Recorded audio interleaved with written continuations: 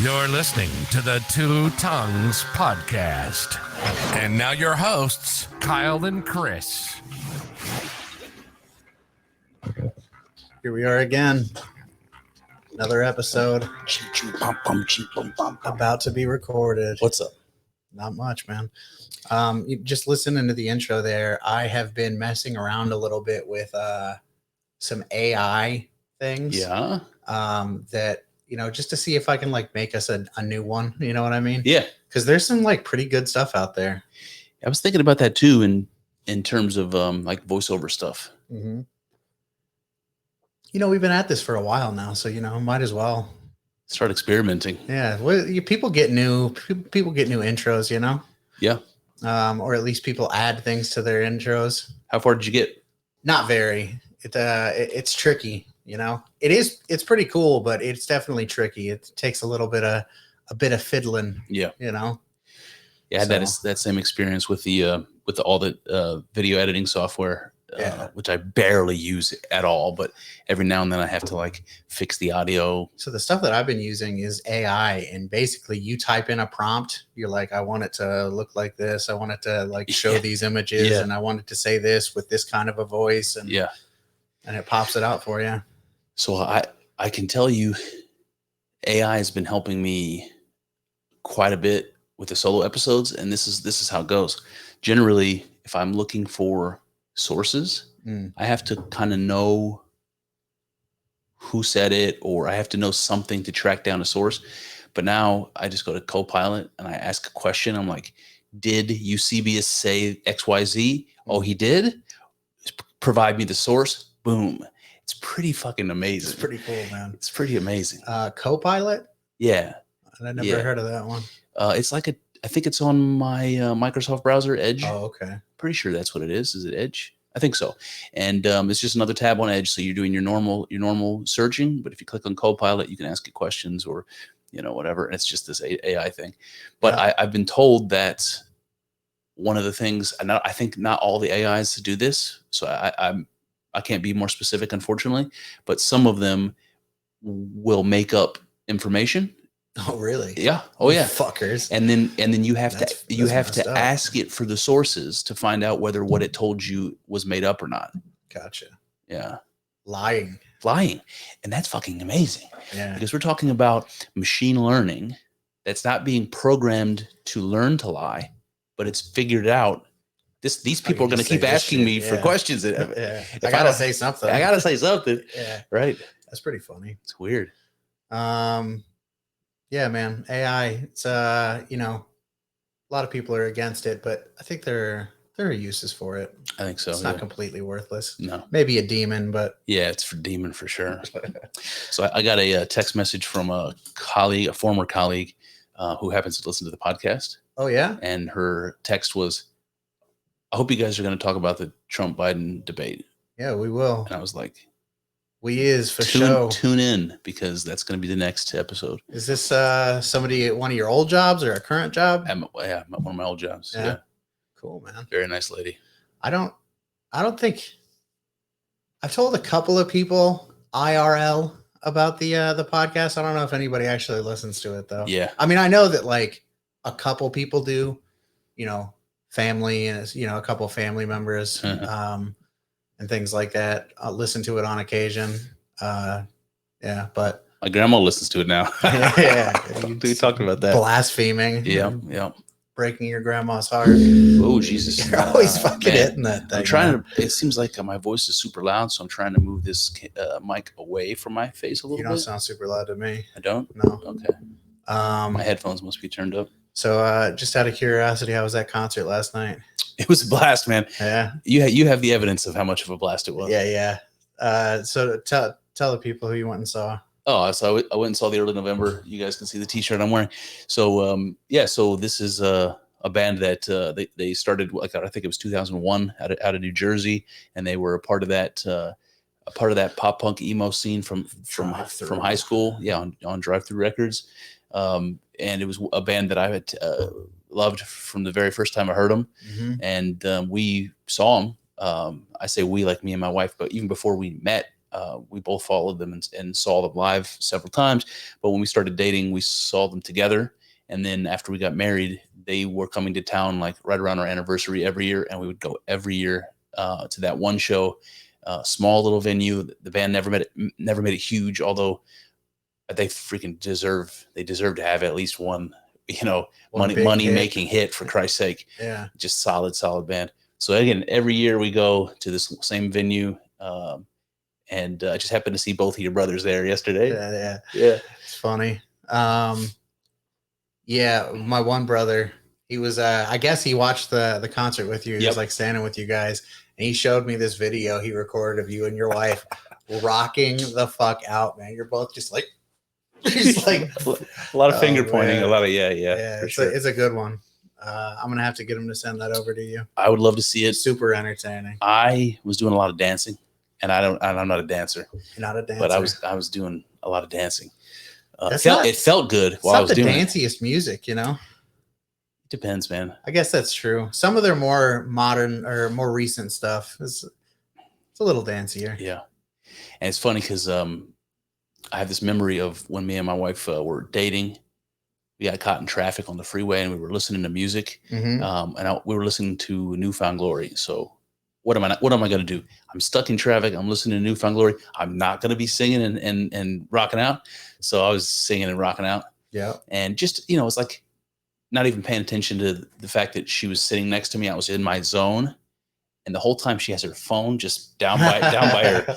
She's just filming me, secretly. Going off. And I look over at her and I notice it. And I just had like all this shame. My face got red. And I was like been out of shape about it. Like, you got to get rid of it. There can't be evidence of this. Yeah. So, but now Corey your brother has evidence of this. So. That's one of the things about everybody having cameras all the time that really irritates me. It's like you got to be self-conscious about things because you don't want to be goofy and have it be captured and disseminated. Maybe you do want to be goofy though. Maybe that's the secret. No, I think that's true. Yeah. I think that you shouldn't care, but it's hard not to care. Absolutely. You're looking svelte, Kyle. Yeah, man. Keto, it sucks. I fucking hate it. Yeah. I want to eat pizza so bad. Man. Yeah, I understand. Especially because, did you watch the episode that I did with that guy Proxenos? Yeah, I wanted to talk to you about it. Yeah. I didn't finish it, but you said that was an intense conversation. Yeah. And you were not lying. That dude, he's an intense guy. I like him a lot. I'm going to have him back on again soon. I would love to talk to him. And I will finish that episode. But I want to tell you what stuck out to me. What stuck out to me is how much Proxenos pushed back against you agreeing with him. Yeah, that was funny. He would not let you agree with him. Every time you tried, he's like, yeah, it's like it's almost like, yeah, you agreed with me, but not enough or not in the right way. Yeah, you don't. Yeah. It was pretty good. Yeah. I like that guy a lot. I've been watching that show Reset that he recommended. Yeah. It's fucking good, man. Just subtitled or dubbed? Subtitled. Yeah. So tell me about it. So it's about these Chinese people. Imagine that. It's set in China. And it opens up, this girl is on a bus and she like wakes up from a nightmare, and basically there's a bomb on the bus and she knows that there's a bomb on the bus because she just had a dream that there was a bomb on the bus. And she gets stuck in this time loop, like if she can't prevent the bus from exploding, as soon as she dies or as soon as she goes to sleep, she wakes up, on the bus. Oh, interesting. And this guy that's sitting next to her ends up in the time loop with her. And I don't want to say too much else about it. You should watch it. It's fucking good, man. Well, what I've pieced together in my head here is Speed with Keanu Reeves meets, you remember that Nicolas Cage movie with Jessica Biel where he could see a little bit into the future and he was like, yeah, I do vaguely remember that. I can't remember what it's called, but I'm just picturing those two movies having a baby. Yeah. And making a Chinese show. Better than both of those though. It's good. Is it? Yeah. Nice. Also, kind of the whole point of that episode that I did with Proxenos is there is like a moral character to the show that is good and that you don't see in American media. Interesting. What's the gist of the moral character?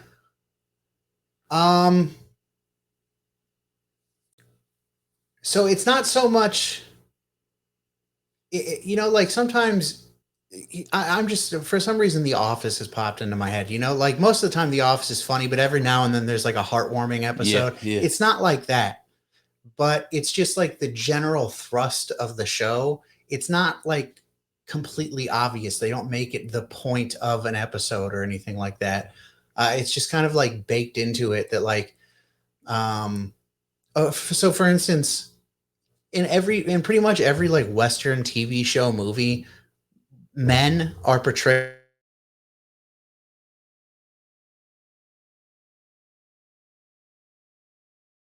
like cowboys and Indians. Yeah, keep going. It's not like that in this. Yeah, I understand. I know that maybe not all of our listeners care about this kind of stuff, but I do. I haven't seen a single gay person on the show. I haven't seen a single, interracial relationship on the show. Yeah. Things like that, So it's funny. This is a little bit of a divergence, but my wife shamed me the other day into turning off what I was watching on TV. What were you watching? All right. So it's no surprise. I think I've talked about this before, but because of the time period in which we grew up, I always liked That 70s Show.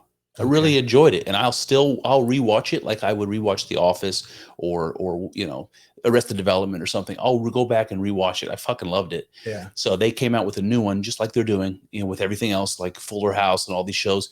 They've come up with That 90s Show, and I think it's That 90s Show is what it's called. And they brought back Red and Kitty, and they brought back Foreman and Donna and all the characters. Foreman. Yeah. Topher Grace is in it. Well, I haven't seen him yet, but I got shamed into turning it off. So I don't know if he's showing up or not. Yeah, I'm sure that, I haven't seen it. I honestly didn't even know that was a thing, but it doesn't surprise me at all that they've made it like a woke show. Yeah. Is that what it is? That's exactly what it is. Yeah, it doesn't surprise me. And that's exactly what this Chinese show is not. Like everything that you would imagine when you say it's a woke show now. Yeah. That's exactly what this is not. That sounds refreshing to me, man. Yeah. But I'll give you a couple of examples of what happened in the show. So it takes place in the same house, Eric's house, right? Yeah. It's the same wallpaper. Mom and dad are still there, but they're older. Mm-hmm. And it's it's so much nostalgia from the original show. And that stuff I like. I'm like, and all the kids that see this is now Eric and Donna's kids and the kids from the neighborhood, like one of the Kelso's kids or whatever. And they're in the basement smoking weed and stuff, just like the kids used to do in the original one. Same basement, same couch. And so some of that stuff, I'm just like, yeah, I'm so happy to see this again. Like when Futurama came back with another season after like 10 years off, I'm like, fucking amazing. Yeah. That's how I felt. But one of the kids is a gay Asian kid, and is a gay Asian kid. Asian. One of the girls is a black girl, and whatever. I mean, there was Hyde's sister was black, and Hyde had a black dad in the first one. It's not like I'm saying there shouldn't have been a black kid in there, but it seemed like it was all orchestrated very intentionally to be multicultural. Yeah, and I'm trying my best to like it. I want to like it. And my wife comes in, she's like, I can't believe you're watching this. She walked in like 3 times, but on the 3rd time, she was like, I can't hold my tongue anymore. Yeah. I can't believe you're watching this woke show. And I was like, yeah, you're right. Turned it off. Yeah. I mean, your wife's kind of a Chad, Yeah, for sure. She's a lady Chad. She's a lady Chad. So that doesn't surprise me. But it doesn't surprise me that you would want to watch it either, because you did love that show. And That 70s Show was, pretty decent. That was kind of before all of that. Absolutely. Stuff, right before. Yeah. Yeah. There's some shows that I think about, like, what was that show? It's not going to come to me right away. It was narrated. Winnie, remember Winnie? The Wonder Years. The Wonder Years. It's just like wholesome. Yeah. Sitcom. Not even sitcom, really. It was more of like a sit drama. But there's just some shows like that they're kind of timeless. I could put that show on now and enjoy it. Yeah. Maybe not, but I think I could. So I think that's something that guy Proxenos would push back on. Is we said that 70s Show was before, and it wasn't. that kind of subversive shit was in there. It wasn't as blatant, Yeah. like you got a bunch of kids sitting in a basement smoking pot together on TV, like what the fuck, Yeah, but that it's true.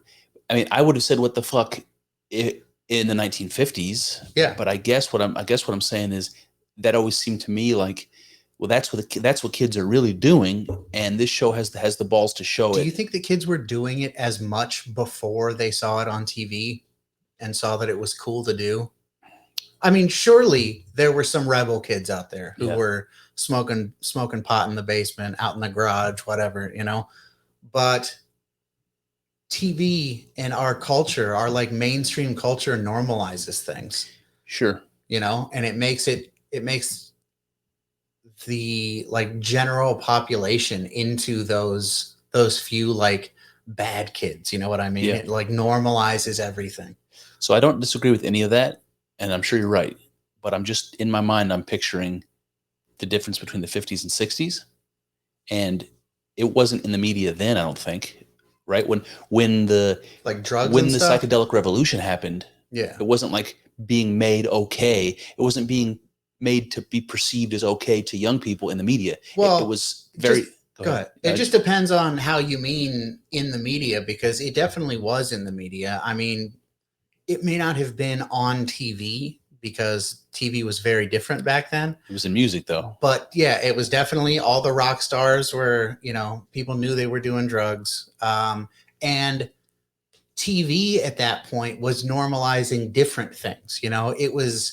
It's like constantly taking baby steps so that you can get to that 70s show, so that you can get to whatever kind of crazy shit is on TV now, it's like constantly creeping.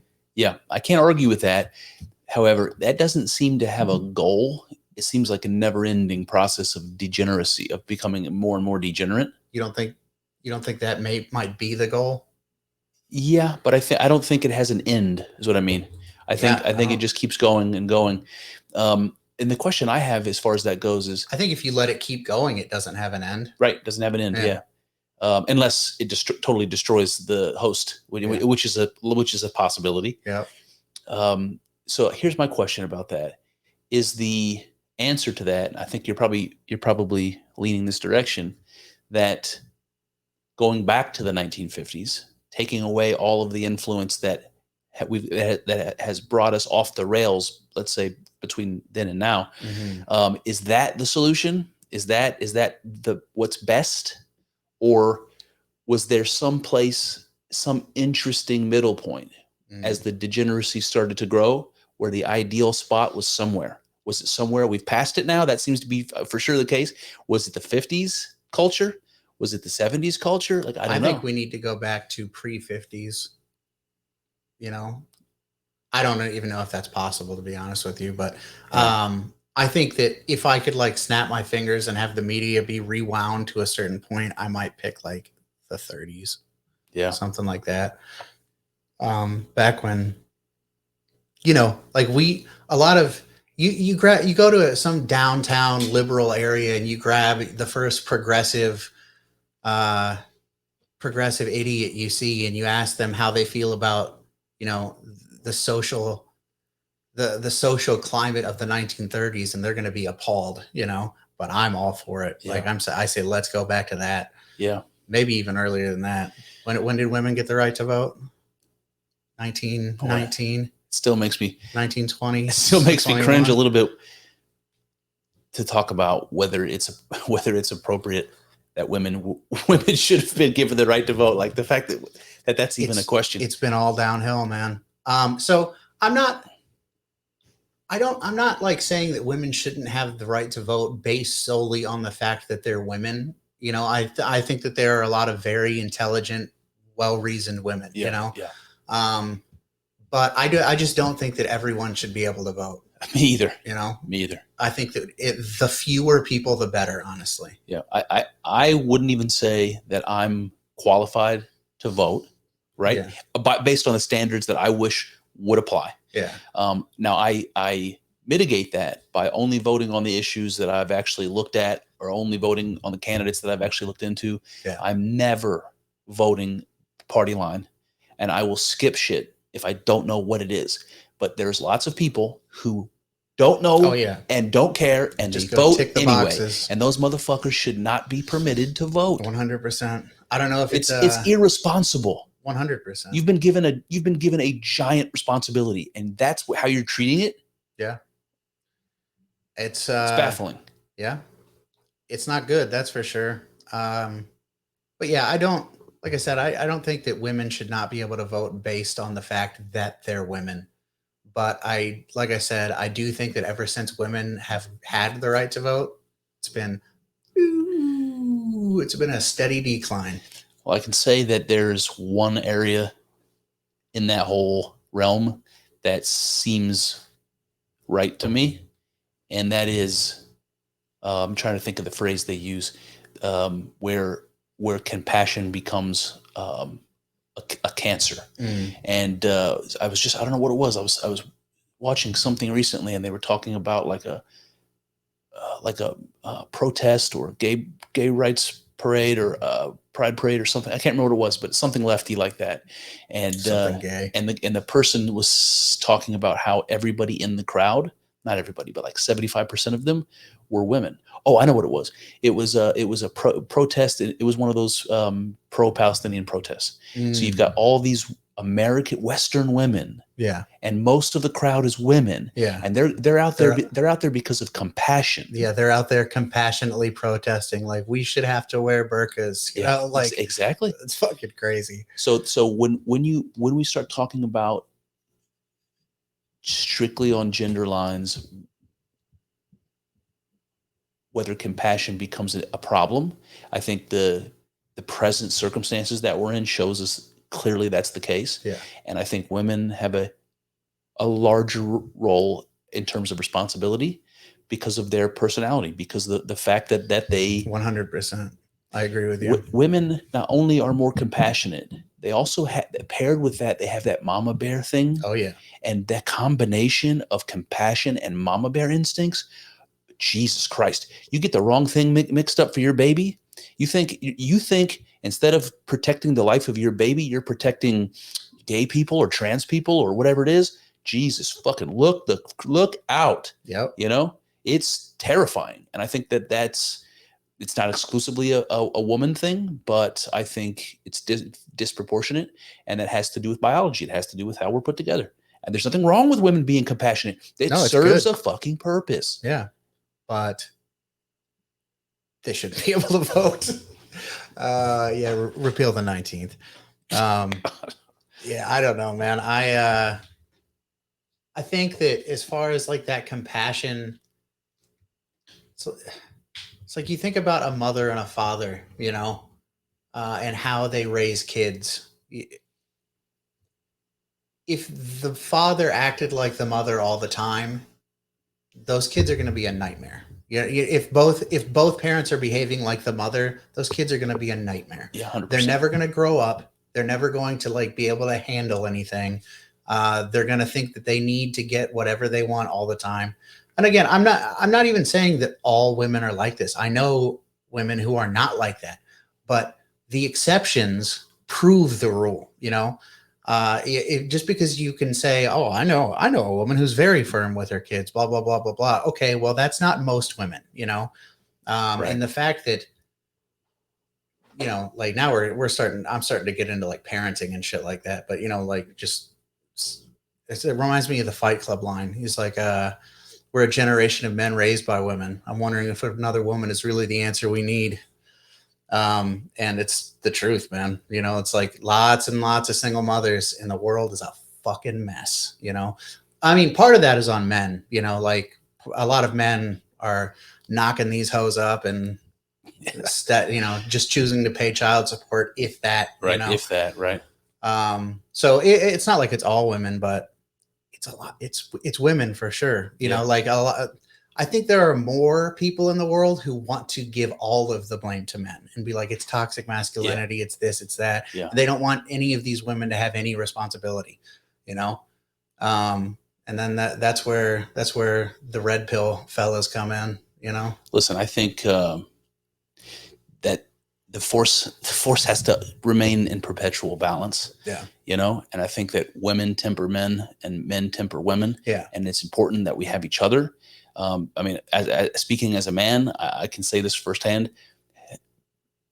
Having monogamous relationships where it's important to me to perpetuate this thing into the future, and that means facing the disagreements and the incompatibilities, and figuring it out, changed me. Yeah, and it's changed me over and over and over again, and ultimately, in retrospect, for the best. Yep. And I hope I could say this. My wife would be able to say the same thing about me. I mean, maybe not. Maybe she wouldn't admit to it. But go ahead. Sorry. Oh, I don't know. I was just thinking, like, to take it back to voting. You're right. Women they have those instincts, and they do start applying it to, like, political trends as opposed to their children and their family, where it's good. Yeah. But when you start applying it to immigration and things like that, it's not good. No. But it's funny because on one hand they remain very motherly and we got to take care of people, we got to be compassionate. But then when it comes to their right to murder their children, they like do a complete 180. And they're like they're not motherly at all. They throw the motherliness out the fucking window. So I was thinking about this phrase that women civilize men. Yeah. That just popped in my head when I was saying what I was saying. And that brought to my mind, this is just how my mind works, some archetypal story that goes back to ancient Babylon.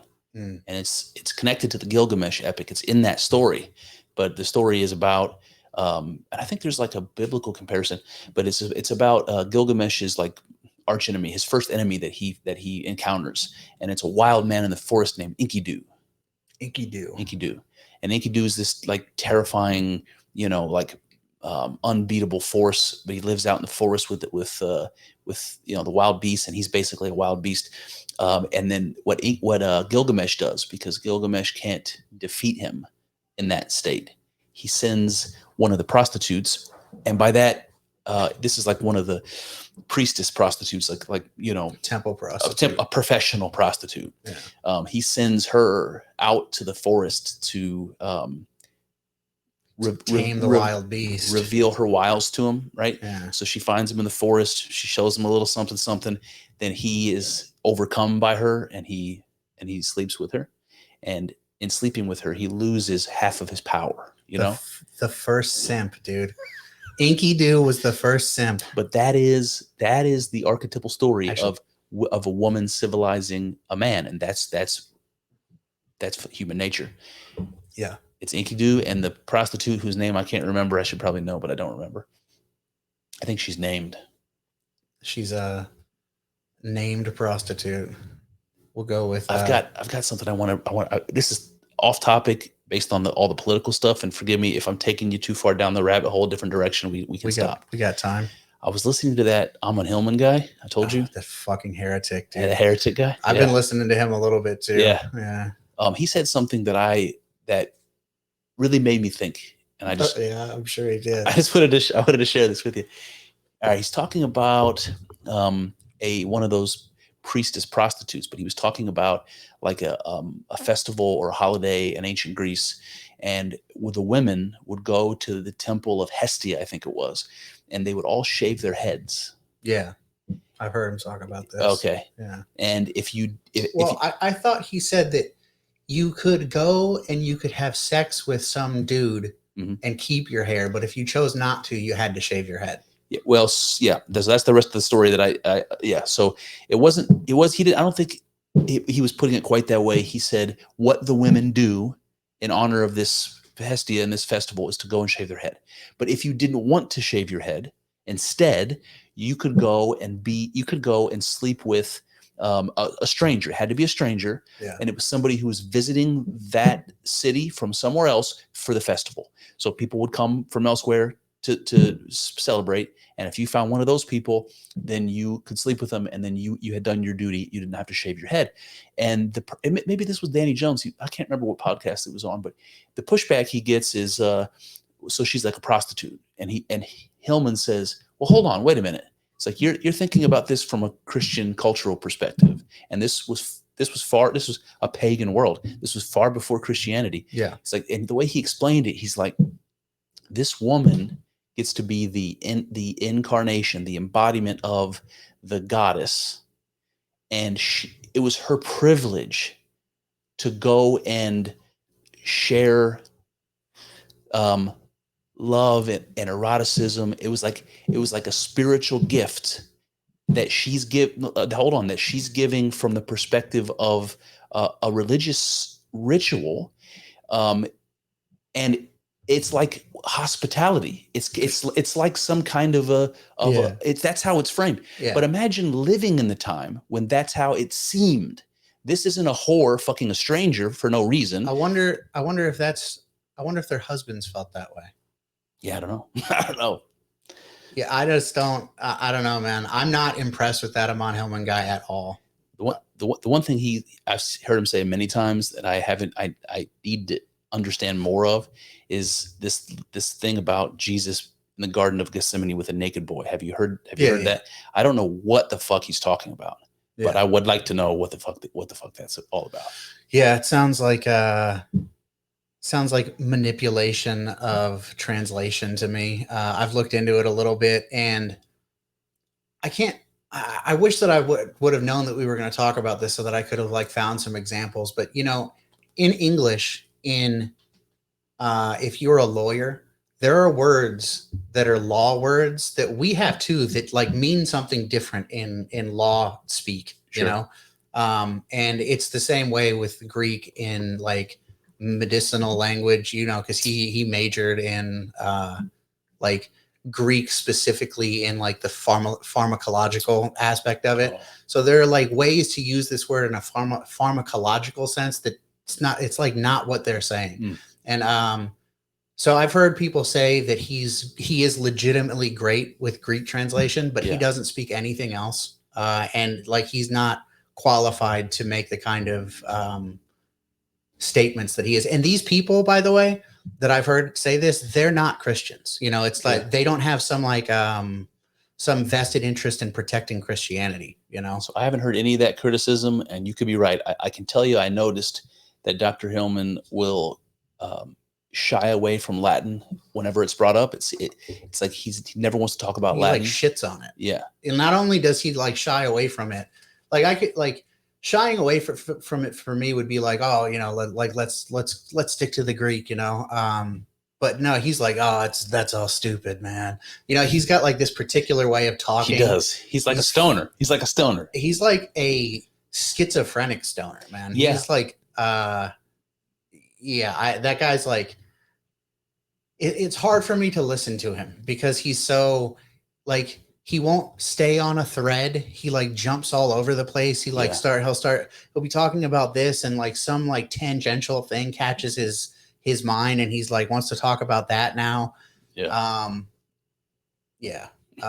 seems like an egomaniac to me as well. Yeah, but he also seems brilliant. He does seem like a smart guy. I'll give him that. He doesn't seem like an idiot. You remember in that Danny Jones interview, he said that he was fired from a Catholic university for being demon possessed. Yeah, I remember hearing that they had ordered an exorcism for him or something. Yeah, I think he is demon possessed. He seems it wouldn't surprise me at all if he was actually possessed by a demon. Yeah. Remember the thing that he was talking about? He was at some kind of archaeological dig. Yeah. And two separate people were speaking to him as if they were possessed by something. It's you're gonna, one night he goes and he talks to some guy and this guy has this he's being spoken through, and he's you're going to summon the Antichrist. You will have the help of demons to summon the Antichrist. And then the first night he's oh, that's weird. Maybe that guy's just having maybe he's sleep talking or something, and then the next night he says a different guy does the same thing. I don't remember that part of the interview. Yeah, I bet you that did happen. That's crazy. Yeah, but that's part of my fascination with him. If the demons are talking to him, just the way he is, he's just such a strange combination of characteristics, man. In that, I think it was that same university that he got fired from. Someone made an allegation of him, that he came into someone's dorm room and that he was like hovering over a woman. Jesus. Yeah.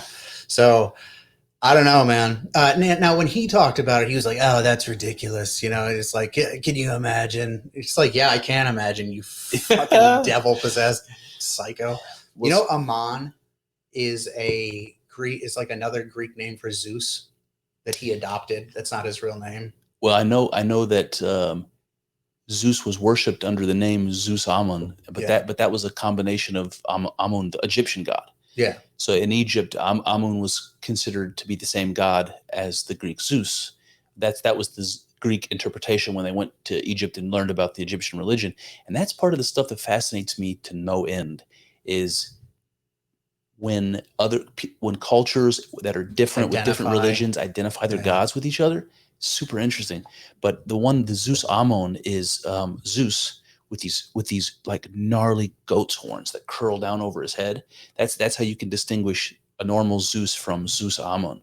But one of the oracles was in Libya. It was in Egypt somewhere, and it might have been near Alexandria, because when Alexander arrived and conquered Egypt, he went to the oracle there and asked the oracle if he could be the pharaoh, basically. And she confirmed that Alexander was divine and was the legitimate pharaoh of Egypt. Mm-hmm. So she like legitimizes his becoming a pharaoh, recognized by the Egyptians as a pharaoh. And I've been getting into those oracles. I did an episode. I haven't watched that yet, but I will. And I saw Dr. Amon Hillman has a episode about the Sibylline oracles, which I didn't see. I'm gonna have to watch that. Yeah, man. I have a fascination with the people that know the ancient languages. I wish I did so bad, because take Amon Hillman's course, man. Well, those people that introduce super interesting ideas, like our most listened to episode ever about the sacred mushroom and the cross, those are people who know the ancient languages and can suggest alternate interpretations where I cannot. Is it still our most listened to? Yes. Yeah. Yeah. I mean, last time I checked, it had a third of all of our downloads. So I don't know if it still does, but. Do you happen to know a number? No. I'd have to look it up. Okay. We should look it up. Yeah, we should check it out. Yeah. Speaking of people that I can't stand to listen to, do you want to talk about Biden and Trump? Yeah. Fuck it, man. Let's go. Let's get into it. So I thought I would ask you, before we talk about anything too specific, just kind of like what your impression was overall, overarching, and then I'll do the same. Yeah, and I then wanted to ask you that same thing. Okay, all right. So go ahead.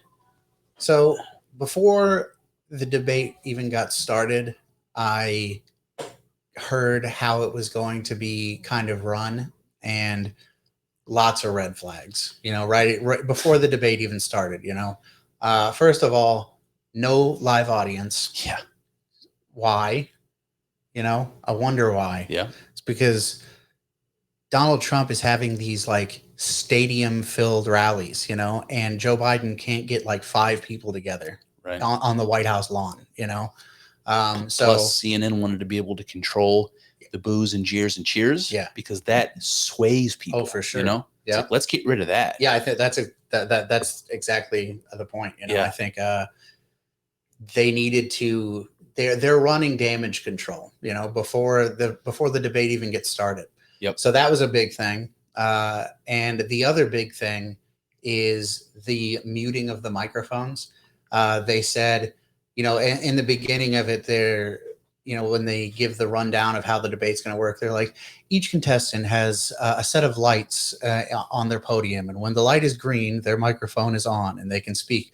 And when it's not on, it will be very hard for the crowd to understand, or, the audience to understand what they're saying. Which, I guess to some degree, I kind of understand that in a debate. There are lots of like formal kind of debates that do that. It's like in an Oxford style debate, you go up, you make your point, your opponent is sitting in a chair. He's nowhere near the microphone, So there is precedent for that. But that's not really the kind of debate I like. I'm more of a, kind of free flowing debate where, you make an opening statement, you make an opening statement, and then it's like kind of a back and forth after that, like the Crucible, Yeah. Now I understand that the presidential debates are going to be a little bit more structured than the Crucible. The moderators are going to be asking questions, but this idea that the opponents can't like speak, can't like they have to wait their turn. That's clearly in Joe Biden's favor. Clearly. Because, as we'll get into, Joe Biden's a fucking mess, and if Donald Trump could like rattle off question, point, Joe Biden's going to be completely lost. He's not going to be able to answer all of them. So I think that that's just more running cover for Joe Biden. It seemed like complete bullshit to me.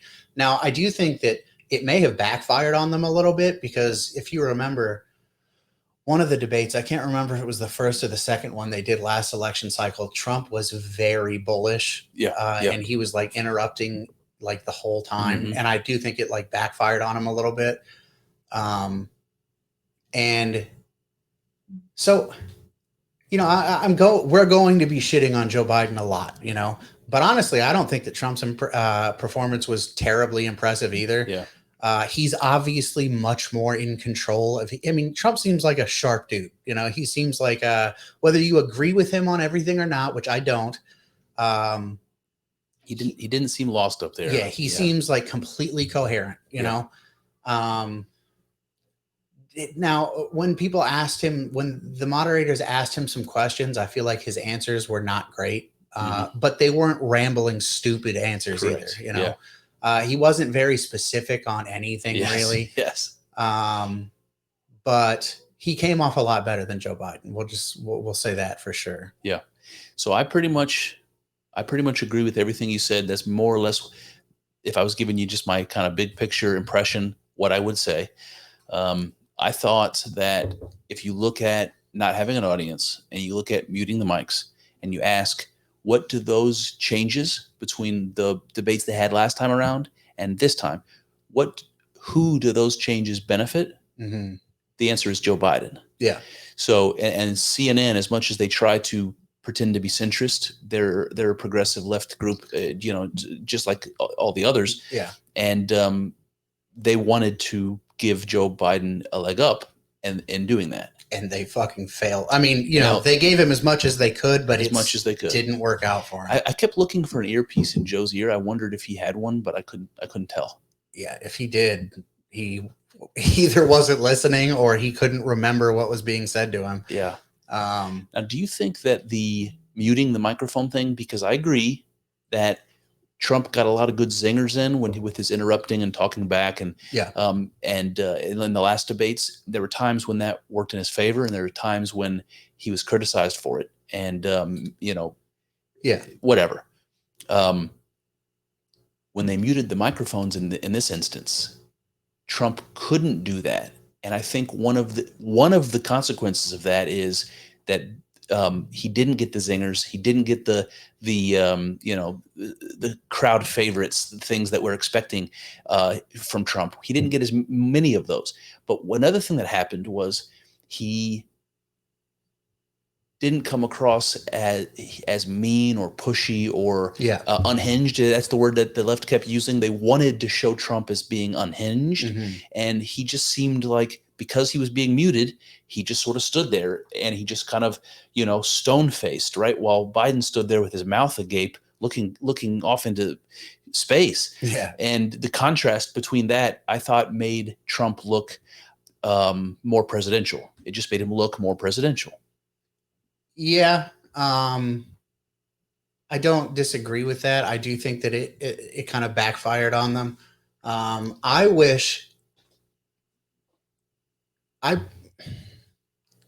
I think that when he did have an open microphone, I wish that he would have hammered Joe Biden a little bit harder on the cognitive stuff. And like just like little jabs here and there, and it's really hard for me to feel bad for Joe Biden because he's Joe Biden. But as somebody who had a grandpa with dementia, I can't help but feel a little bit bad for this fucking sad old man, you know? Yeah. But again, I can only feel so bad for him. But so I don't think it would have helped Trump to be like mean to this like doddering old fool, you know? But I do wish that he would have like kind of teed off on him a little bit. He had one good line. I think it's probably in one of the clips, but you know, Joe Biden was like talking about immigration and just like fucking rambling, you know, like, oh, we're gonna, you know, we have border security and with the initiative and with asylum officers, and then they go over to Trump, and Trump's like, I don't know what he just said in that sentence. I don't think he knows what he said. Yeah. I wish I could have seen more of that. Yeah. For sure. But honestly, I really don't even know if he needed to, because it was so apparent. Yeah. And one thing I will say, I don't trust CNN. I don't think that CNN has taken like some moderate turn or anything. Right. But I do think that they were asking Joe Biden like harder questions than they needed to. And that makes me wonder about what is coming down the pipe. It's interesting. Well, before we go there, let me just say a couple other things. I did notice that when Trump answered questions, it was always the worst ever, the best ever. Yeah. So many thousands, so many millions. Yeah, absolutely. It was always very unspecific. And we had the strongest border ever. You know, the economy was great. Never anything specific at all. Yeah. You know, the entire world wanted to copy us. We were doing great. You know, exactly. then we had COVID, and that was a disaster. But I know what you're saying. Some of that's probably intentional because he doesn't want to get pinned down in misinformation or disinformation. He doesn't want to give somebody ammunition to point it back at him and say, no, you see how Trump keeps lying. Yeah. So even with the limited amount that he did, they're still doing that. Yeah. But he was vague about it. But I also get the distinct impression that he has no idea the numbers. Yeah. And it's not even his place in his mind. He's not the guy that has to know the numbers. Why should he have to know the numbers? He knows the gist. And that's what, you know, so I think some of it was a reflection of maybe some ignorance on his part. And people are going to point that out. When you say ignorance,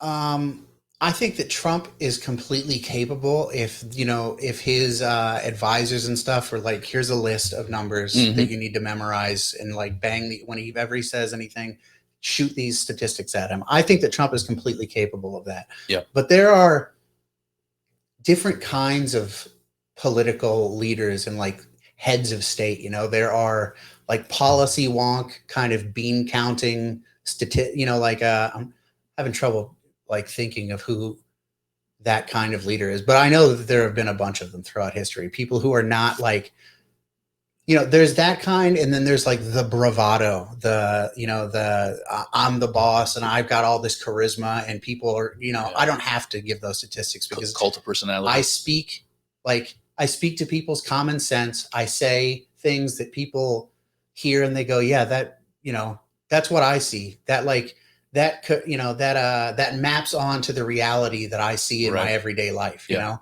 And Trump is definitely that guy. Yeah, for sure. You know, and the thing is, I think that Joe Biden in his prime was that kind of guy too. Now Joe Biden is neither of those. Yeah. He's not capable of being either of those. Well, I didn't notice very much at all in terms of policy conversation. Yeah, there was almost none. Almost none about, well, this is what I'm going to do, or this is what he did. This is why it was bad. Like, there wasn't a lot of that to go on. Yeah. But I do want to say this. When I listened to Joe, he had some moments that were okay, but there were a handful of moments during that debate where I couldn't look at the TV. Yeah, it's embarrassing. Like, I looked down at my feet while I'm alone in my living room. My wife's asleep on my lap, and I'm sitting there looking down because I can't make eye contact with him. I'm so fucking embarrassed. And I don't know how I mean that. I'm embarrassed for the poor old man. I'm embarrassed for the country. Yep. I don't know what that says, but I'm just saying it because it's the truth. Psychologically, I couldn't make. I'll make another example, another analogy. This is kind of fucked up, but I'll just admit to it.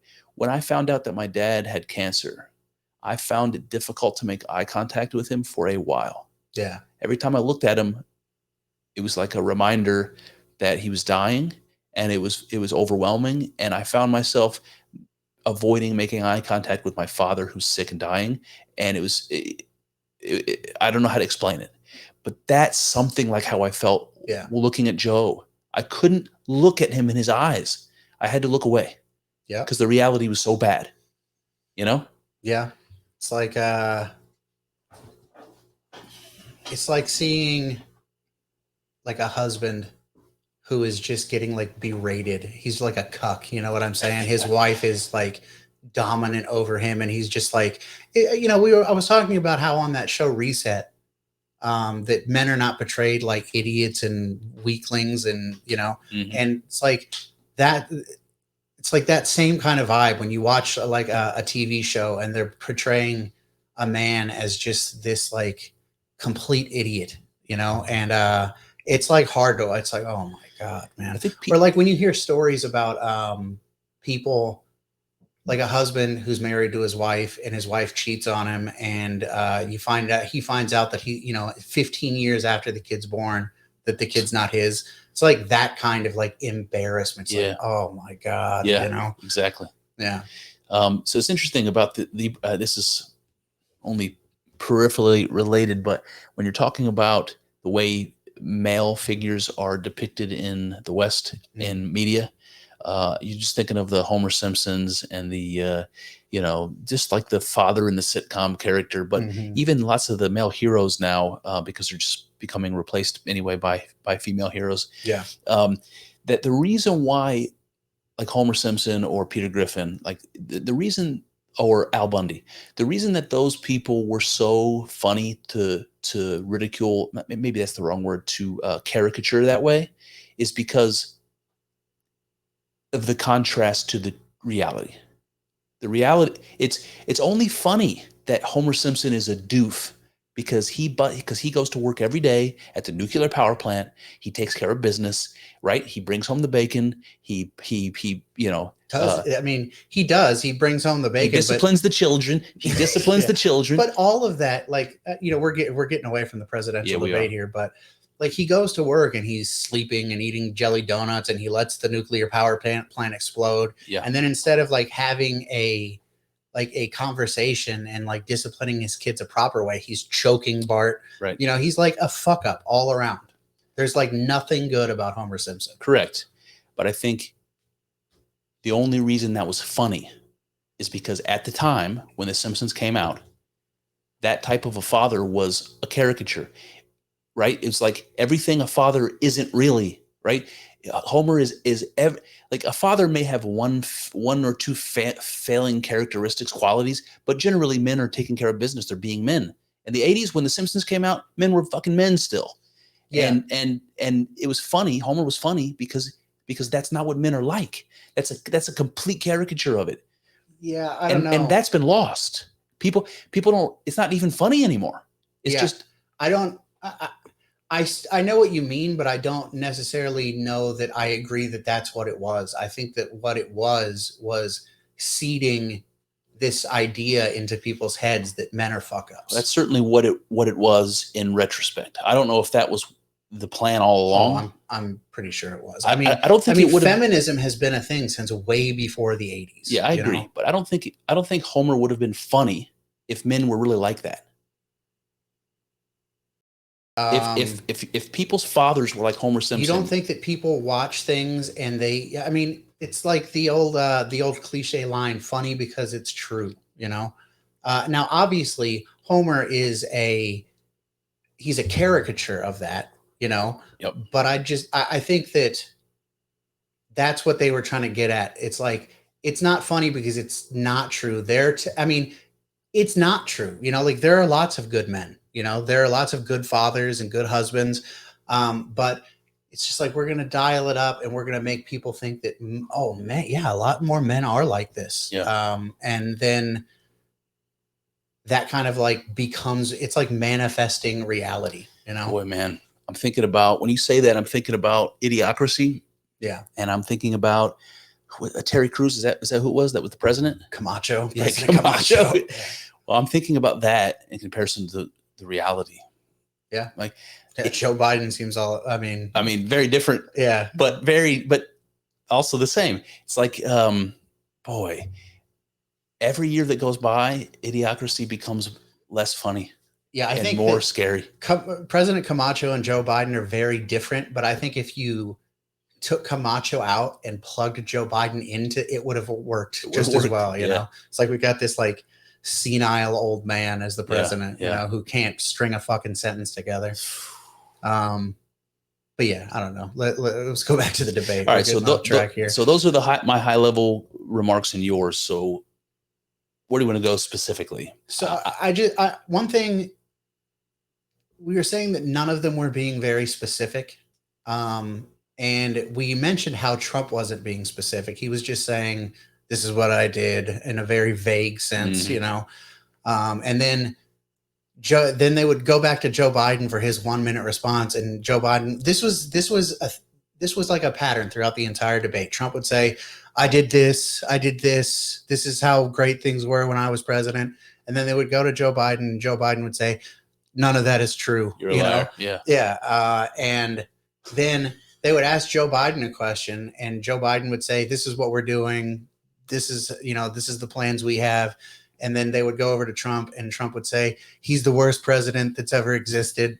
You know, it was like nothing. It's nothing substantive at all. And Biden's version of kind of that vagary was he would say things like 159 presidential historians got together and they said you're the worst president in the entire history of the United States. It's like, I don't fucking care if 1,000 people said it, you know, like you've got so many people who are just willing to agree with you because like CNN, they're in the bag for you, Joe. Right. You know, like I don't like literally you get me 1,000 presidential historians who say Donald Trump is the worst president. And it means nothing to me. It's a logical fallacy. It's called an appeal to authority. Anybody who knows anything about logic, hey, took one class in college like I did, fucking knows that. Yeah. You can't say 139 out of 140 constitutional scholars who believe you're the worst president. Dude, it's like if this was a court case, you're going to bring in your expert and he's going to say that. And then Trump is going to bring in his expert and he's going to say the same thing. And he's going to have the same weight. He'll get his own experts who have their own opinions. Opinions are like assholes, Joe. Yeah. The thing about Trump, though, is he doesn't really appeal to authority. He appeals to, like I said, I'm going to say things that appeal to people, which, I mean, honestly, this is a logical fallacy, too. Appealing to common sense is a logical fallacy in a lot of ways because people are stupid and people are easily misled. But I do think it is a more effective logical fallacy because I think that if it's not always wrong, you know, like sometimes when somebody says something, you can look at it and be like, in my experience, that seems right, you know? And a lot of what Trump was saying, it's like, yeah, it seems right to me. Yeah. The difference between appeal to authority and appeal to common sense to me seems to be a numbers game. Authority might be one person or 139 people, but common sense is every human being that's ever lived, right? That's why it's called common sense. Yeah. Right. And I think appeal to authority is also less and less effective because people are more inclined to not trust authority because they've been caught lying so much, you know? Another example of that is Joe Biden said that at some kind of military funeral thing, Trump called people suckers and losers. Yeah. And I felt like Trump's response to that was pretty good. He's like, I'm at a military funeral in front of a bunch of military people, and I'm going to call them suckers and losers. And Joe Biden's like, we have 19 generals and people from your staff who said you said it. And it's like, okay. And it's like when Trump ran in 2016, you know, he came down the golden escalator and he was like, I'm going to make America great again. And from that point on, it was news story after news story after news story of, you know, this is the crazy thing Donald Trump said. And I'd be like, whoa, did he really say that? And I would go and I would look it up, and sure as shit, he did not say that. He said something that they could spin and make it sound really terrible. And if you watch the entire quote in context, I mean, the most valuable thing that Trump did in his entire political career is make people who are paying attention or who were willing to pay attention understand that the media is lying to you constantly. So the fact that they're still trying to appeal to authority like that, it's like, do you guys just not understand that people aren't buying into that anymore? That we don't believe you, we don't trust you at all. That's been the biggest change for me personally over the last decade. Yeah, is coming to realize that the media is always lying to you. Yeah, always. Yep. And the politicians are always spinning, and the salesmen are always spinning, and the commercials, marketing, everybody's always spinning. Everyone's manipulating all the time. It's the motivation for that. Like, people did come to realize that. I think that people are still, and I'm not like trying to pat myself on the back and say that I'm like so much smarter than everyone, because I really don't believe that I am. But I do think I am slightly ahead of the curve for like a lot of more like normie people, like my parents, I don't think are onto this yet, but the motivation for why they're lying to you, it's because they hate us. Like, they look down on us. They think that we're stupid. They think that they're so much smarter than us. They think that they know what's best. They think that if we all just follow their stupid rules, that everything's going to be fine. Yep. And I don't think a lot of people, I think that people are starting to realize that now. But I think, what 8 years ago, people were more, it's like, I don't know why they're lying to us, but they're lying, but I do think that people are starting to wake up to that. And yeah, it's just like the people running Joe Biden's campaign and the Democratic, the people who are pulling the strings on the left and the right, I mean, to some extent, like Fox News is not necessarily the most Trump friendly. Correct. So it's just like they don't learn, it's like they're incapable of understanding that just doesn't mean anything to people anymore. Yeah. And that, yeah. And that's going to be interesting how that plays out. Because it's at some point it's going to come back to bite them. They're going to realize that people know you're lying. Like, you're not persuading anybody. A lot of the critique that we've talked about so far, since we're talking about logical fallacies, they're ad hominems. And I wanted to ask you about how much of the debate was attacking the man. I expected that Biden was going to do that. Because he did a little bit. He did, yeah.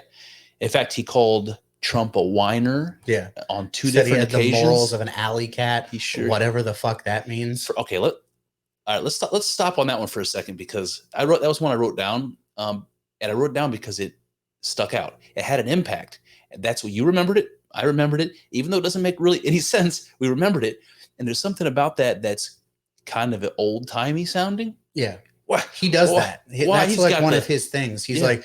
I watch a lot of YouTube, and it's political season. So, if you don't have premium, which I used to, and I fucking miss it, man.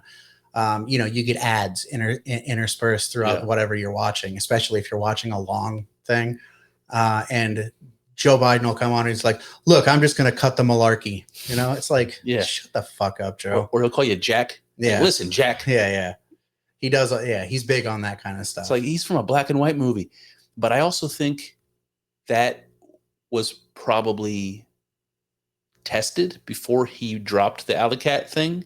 Just like, and it was more obvious when he was calling Trump a whiner, because he called him a whiner twice, like 40 minutes apart. Yeah. Which means he was told to get that in, and he tried to get it in earlier, didn't quite fall. So he tried to get it in again later. Yeah. The problem with that is, how do you know what lands and what doesn't if there's not an audience? It's a great question. It's like you can come up with a great zinger, and you have no idea whether it landed or not.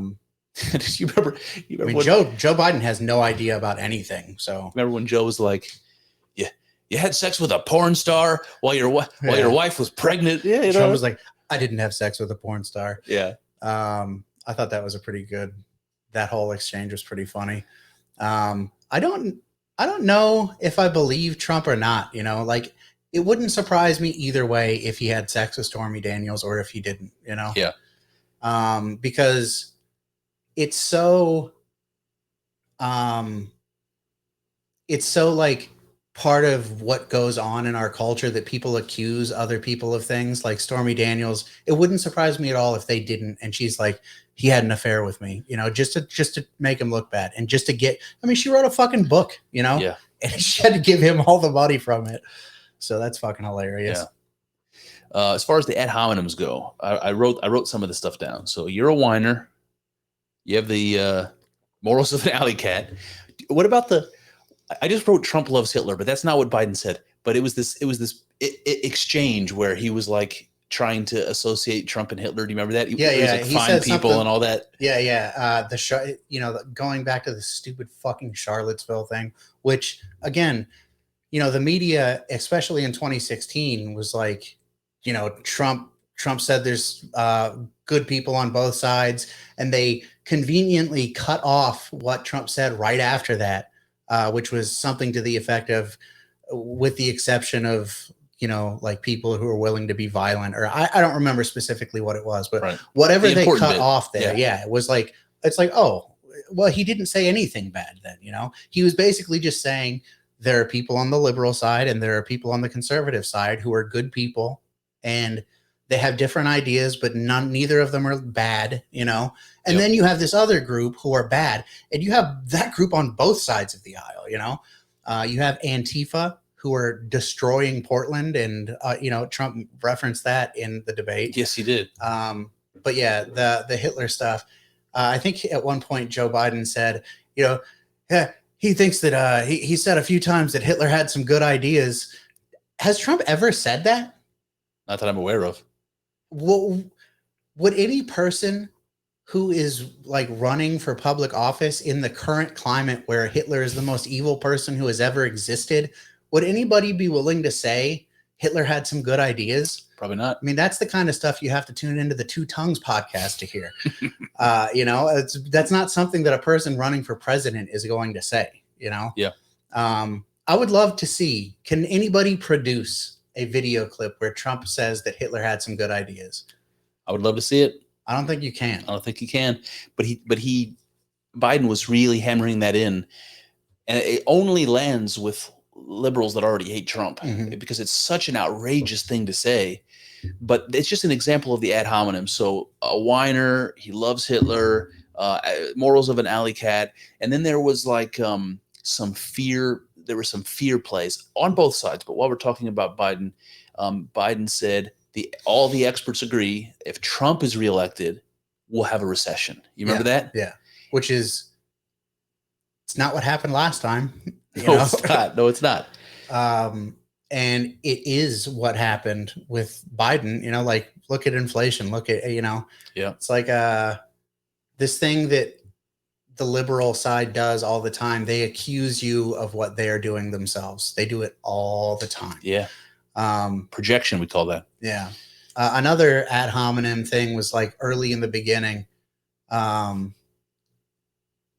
forget what exactly they were talking about, but I think it was just kind of like in the beginning, like kind of a general statement. He was like, you know, he ran up the deficit. He had more spending than any other president in the history of the world. Then COVID came along and people were dying left and right. And he said, oh, it's not a big deal. Just inject a little bit of bleach into your arm. You'll be fine. What in the hell, man? It's fucking ridiculous, man. Again, like how do you really think that a person running for president is going to say that Hitler had some good ideas? And do you really think that they're going to say inject bleach into your arm? Like, what the fuck are you talking about? Like, I don't understand how Biden can't be sued for saying that. Yeah. I mean, Trump did say something about bleach, but bleach is a disinfectant. It's a very effective disinfectant. Yeah. So, yeah, I don't know, man. The whole thing is just fucking stupid. Well, the whole ad hominem thing I focus on because I think it's so weak and disgraceful, because it happens all the time. It's commonplace. Everybody does it. Nobody cares, but I fucking care. If you're in a debate and instead of saying anything substantial about what you're going to do or how to fix something, you're going to sit here and spend 90 minutes trying to convince me that the other candidate is a whiny Hitler with the morals of an alley cat. If that's what you're trying to do, you're attacking the man. It means that you've already lost the art. You don't have anything substantial to argue in your favor. Yeah. So you're just going to go after, your opponent. Now Trump did too, but not nearly as much. Well, did you write any down from Trump? Yeah, Trump. I wrote down all the things that like stood out to me. So I have some things. He said, as far as like the fear mongering things, he said Joe is in China's pocket. So that is attacking the man. He said that he's going to drive us into World War III, which is a fear mongering, just like Biden saying if Trump is elected, the economy is going to collapse. Trump is saying if Biden's elected, we're going to head for World War III. That's very scary. But that's connected to what Biden was saying. He spent a whole bunch of time talking about why he supports Ukraine, suggesting that Putin is exactly in the position Hitler was in before the Second World War. That he's going to, right now, he's going to invade a country that speaks Russian, that's culturally Russian. Yeah. It's exactly what Hitler did, right? With, was it Austria, Poland, Austria, Czechoslovakia? What was it? I mean, all of those. Yeah, but Poland was the last straw.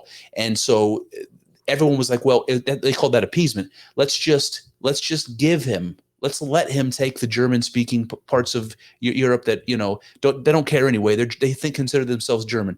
That's the same argument that they make with Ukraine. Kiev is the heart. It's the capital of Russia. It was the historical where Russia was founded, capital of Russia, the original Russia. So we'll give that to him. Yeah. And if we do, then everything will be fine. He won't go any further. Well, that's what they said with Hitler, and then he went into Poland, and that was World War II. So Biden is framing Putin in exactly the same way. Yeah. What did you make of that? I think that, we were talking earlier about Trump being whiny Hitler. That's their only move. It's their only move. If you don't like a person and you're afraid of them being successful, you compare them to Hitler. That's their only move. That's the only play in the book. Well, it's not the only play, but it's the big one, and they refuse to see that it's just not that effective anymore for a lot of people. Now, those things that you just listed as ad hominems from Trump against Biden, I don't know that I can sign off on those being ad hominems, because what were they again? He's in China's pocket. Okay. And the other thing, is that not true? Well, yeah, I mean, it could very well be true. The other thing he said along the lines, and this was a tit for tat moment, but he said Biden is a criminal and should be considered a criminal for his handling of the border. That was tit for tat when Biden said that Trump was a criminal, a felon, or whatever, right? Yeah. So that's ad hominem. But I think your point is sound in terms of there are political reasons why Trump could make those statements, whereas, well, your Hitler is, it's absurd. Yeah. It's absurd. Yep. It's not based on anything real. Whereas the stuff that Trump was saying about Joe Biden, he's potentially in China's pocket. He is, there was all kinds of corruption with him in Ukraine, the big guy and taking payments and, what's his crackhead son's name? Hunter Biden being on the board of Burisma and getting like $56 million a year for fucking what? Yeah. So, and what was the other? World War III? Are we not closer to World War III than we've ever been? Ever. So it's like, is it ad hominem? Is that an ad hominem? Yeah, I mean, I see your point. I think you can consider it an ad hominem because it's attacking his character.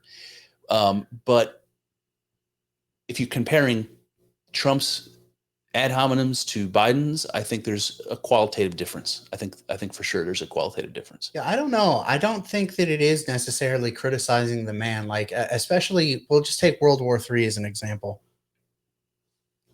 The fact that we are closer to World War III than we've ever been before is a direct result of Joe Biden's foreign policies. He's retarded. His brain is dog shit. And the people who are... He's got donkey brains. And the people who are in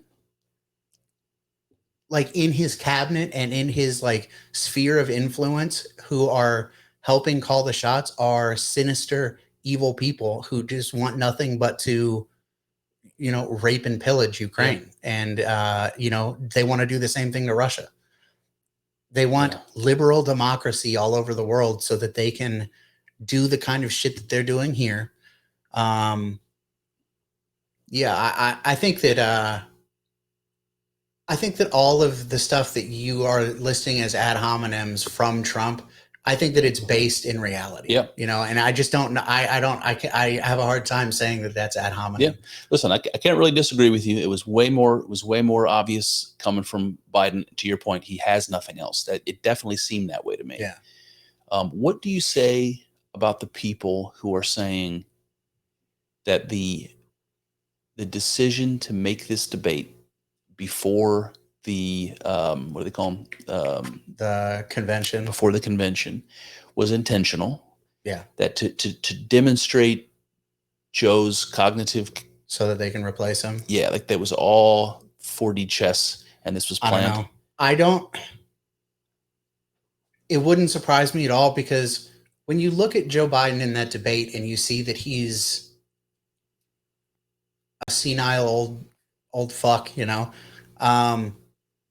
there's no way that the people who are prepping him for the debate and those people who are in his sphere of power, there's no way that they don't know that he's like that. Yeah. So why would they do it? Well, I don't know. Maybe they're a bunch of yes men. Maybe they don't have anybody objective to bounce everything off of, and they really legitimately thought that Biden was going to win that debate, and that his arguments about Trump being Hitler with a whining Hitler with alley cat morals, that message was actually gonna powerful. resonate. Yeah, maybe they did. Maybe they're so enclosed in their little fucking progressive, incestuous little echo chamber that they honestly thought there was nobody in their group that said, maybe not. Yeah. There was none of those people. I don't know, man. I do think what's the old idiom? Don't chalk up to evil what can be explained by incompetence, or something to that effect. Something like that, yeah. I think that there's a lot of truth in that. Yeah. But I think that discounting like the Machiavellian spirit of people who are in political power is a bad idea. Like you don't get to. Now, I'm not saying that all of them are brilliant Machiavellian thinkers and plotters and schemers. It's pretty obvious that a lot of them are dumb. But that's not all of them. Some come to mind.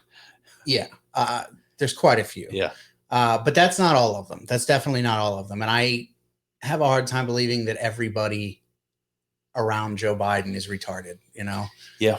And I do think that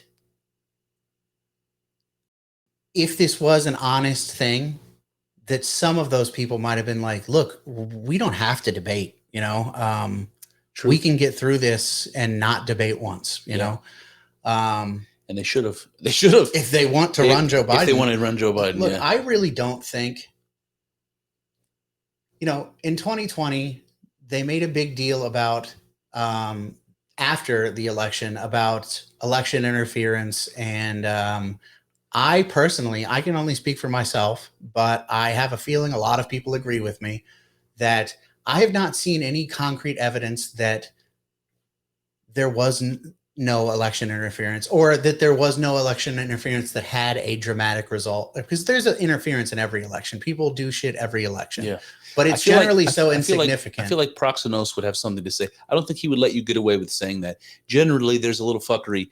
I think Proxenos would step in at some point and say, maybe, I don't any know. fuckery any fuckery at all is unacceptable. And the fact that you say, well, there's always fuckery means you're dismissing it like it's okay. It's not okay, man.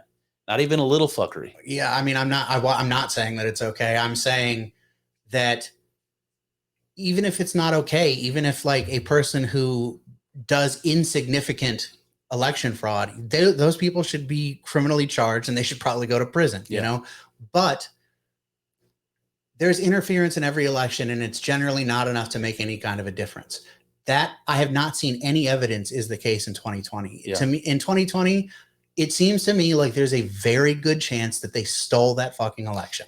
And I've been of the mind that they're just going to do that again. Yeah. But I don't think that they're going to be able to if they run Joe Biden, man. I think that if after this performance and continuing through November, especially if they do another fucking debate, it's going to be so apparent that nobody is behind Joe Biden that they're not going to be able to do it. Yeah. So I wouldn't be surprised at all if they switch someone out. Yeah. So I just want to back you up to some degree about the election interference thing. I'll tell you what, I am not looking into these things in any particular detail. I don't have the time or fucking energy, quite frankly, to explore all of these crazy rabbit holes when they come up. But what I saw during the last election, what I saw were videos of buses showing up or vans showing up and pulling, whatever suitcases of ballots and feeding them into the machines after hours. Mm-hmm. And I saw videos of that. I saw and I heard people talk about they're being disallowed to monitor the counting. Yep. They're supposed to be able to see, and they weren't. They blacked out windows. They weren't permitted. So I saw. I don't know. I'm being conservative by saying a half a dozen of those scenarios. Yeah. It was probably more than that. That's what I saw. The response from the left and from the mainstream was the votes were all certified. Trump lost fair and square. That, you know, everything was certified, and it's like this weird appeal to authority. I don't even quite understand. It's like they were certified, which means it was legit, and that's all that I ever heard. It's like, if you think it wasn't legit, if you saw those videos and you're worried about it, just a conspiracy theory. It was certified. Yeah, it was certified. Who certified by all of them, everybody. Who I don't know, but they all certified it. So you're CNN certified it. So that's what I heard. That's what I saw. And that doesn't look good. It doesn't look good. I mean, the idea that there was no public investigation, that there was no, second counting, that there was nobody got put in jail or brought in front of a tribunal for any of this. None of that happened. So half of the country sees that there was clearly fuckery. We don't know how much of it, but it was rampant. Yeah. And nobody allowed an investigation to make me feel pacified. Your feeling. Exactly. Yeah. So I am not convinced that the last election was legit. And say what you will, those are the reasons why I feel that way. If you would have allowed an investigation, an objective, quashing of those rumors. Yeah. But that wasn't what happened. You think about it in comparison to Trump running in 2016 and winning, and the Russia collusion, and it's Mueller time, Robert Mueller and that investigation that produced nothing. And it's like when they do it, when Trump is accused of it, there's an investigation and we got to get to the bottom of it. And they put a bunch of Trump's, friends and colleagues in fucking prison, for things that had nothing to do with the election. Like what Manafort went to prison. There were, what's the guy? Not Oliver Stone. He's a director. Roger Stone. I think he went to prison, all the January 6th people went to prison. Anytime anything like that happens, there's an investigation, there's a crackdown. Right. And when they do it, they don't even fucking look into it. They don't even pretend to look into it. When the public trust in our elections is on the line, no investigation. Yeah. except for a behind the scenes. It was certified. That's all we get. Yeah. You fucking kidding me? Yeah. You know what that births? The vengeful son, That's my friend. Exactly what I was going to say. The vengeful son. Yes, indeed. Yep. I feel vengeful from time to time. So let's go over like just the big issues. So like what's the economy? That was like the big issue that they started with. Yeah. Again, just complete vagary, on Trump's part. It was the best economy ever when I was in there. The world wanted to be like us. He said he cut taxes and reduced regulations. That's all he said. Yeah. It wasn't specific. And then Joe Biden came in and said, that's all lies. Yeah. And it was just tax cuts for the billionaires, and it didn't help anyone. Although my wallet seemed a lot better. Sure did. Even during fucking COVID. Sure did. Yeah. Than it does now. I feel like my dollar went further during COVID. And I was not one of these people who took time off. I was an essential worker, thank God, the entire time. Yep. Dude, I know people who made more money taking time off. It's crazy. They took like 2 months off of work and made more money in that time. And the loss of production and economic value during that time, I don't even know how you calculate it. Yeah.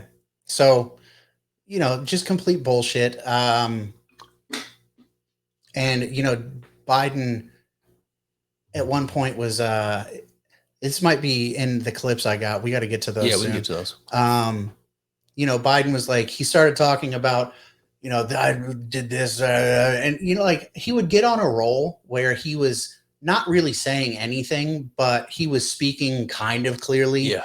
We're like intelligible words were coming out of his mouth, and he does this thing where he like tries to speak fast, like it's going to make him sound authoritative or something. Yeah. He's like, I came from Scranton, Pennsylvania, where around the table, the high prices of food, the high prices of gas, the high prices of this, blah, blah, blah, blah, blah, and then he like peters out and he like forgets where he is. He sure does. And then he's like, and the effect of COVID, look, and then he like goes to something completely different, When he said we defeated Medicare.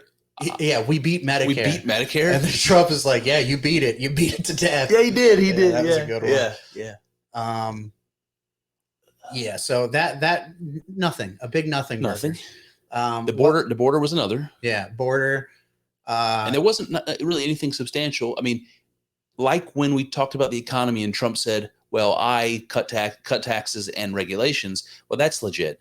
Although it wasn't detailed, it was legit. Yeah. When Biden brought up the border, you mentioned it earlier. He talked about increasing the processors and asylum officers and border agents. And that's like it. That. Yeah, which is like a reasonable answer, but not detailed enough. Yeah, it says nothing really. Yeah, and it doesn't mean anything because even though I've heard people say that Biden has actually deported a ton of people, but he's also let a ton of people in. So when you increase the amount of people who are coming through, you're bound to like have access to more that you can ship out. You know what I mean? And I don't know if you saw this, and maybe it's not real. Maybe it's just one of these things that I saw online, but that there are movements now to give undocumented illegals the right to vote.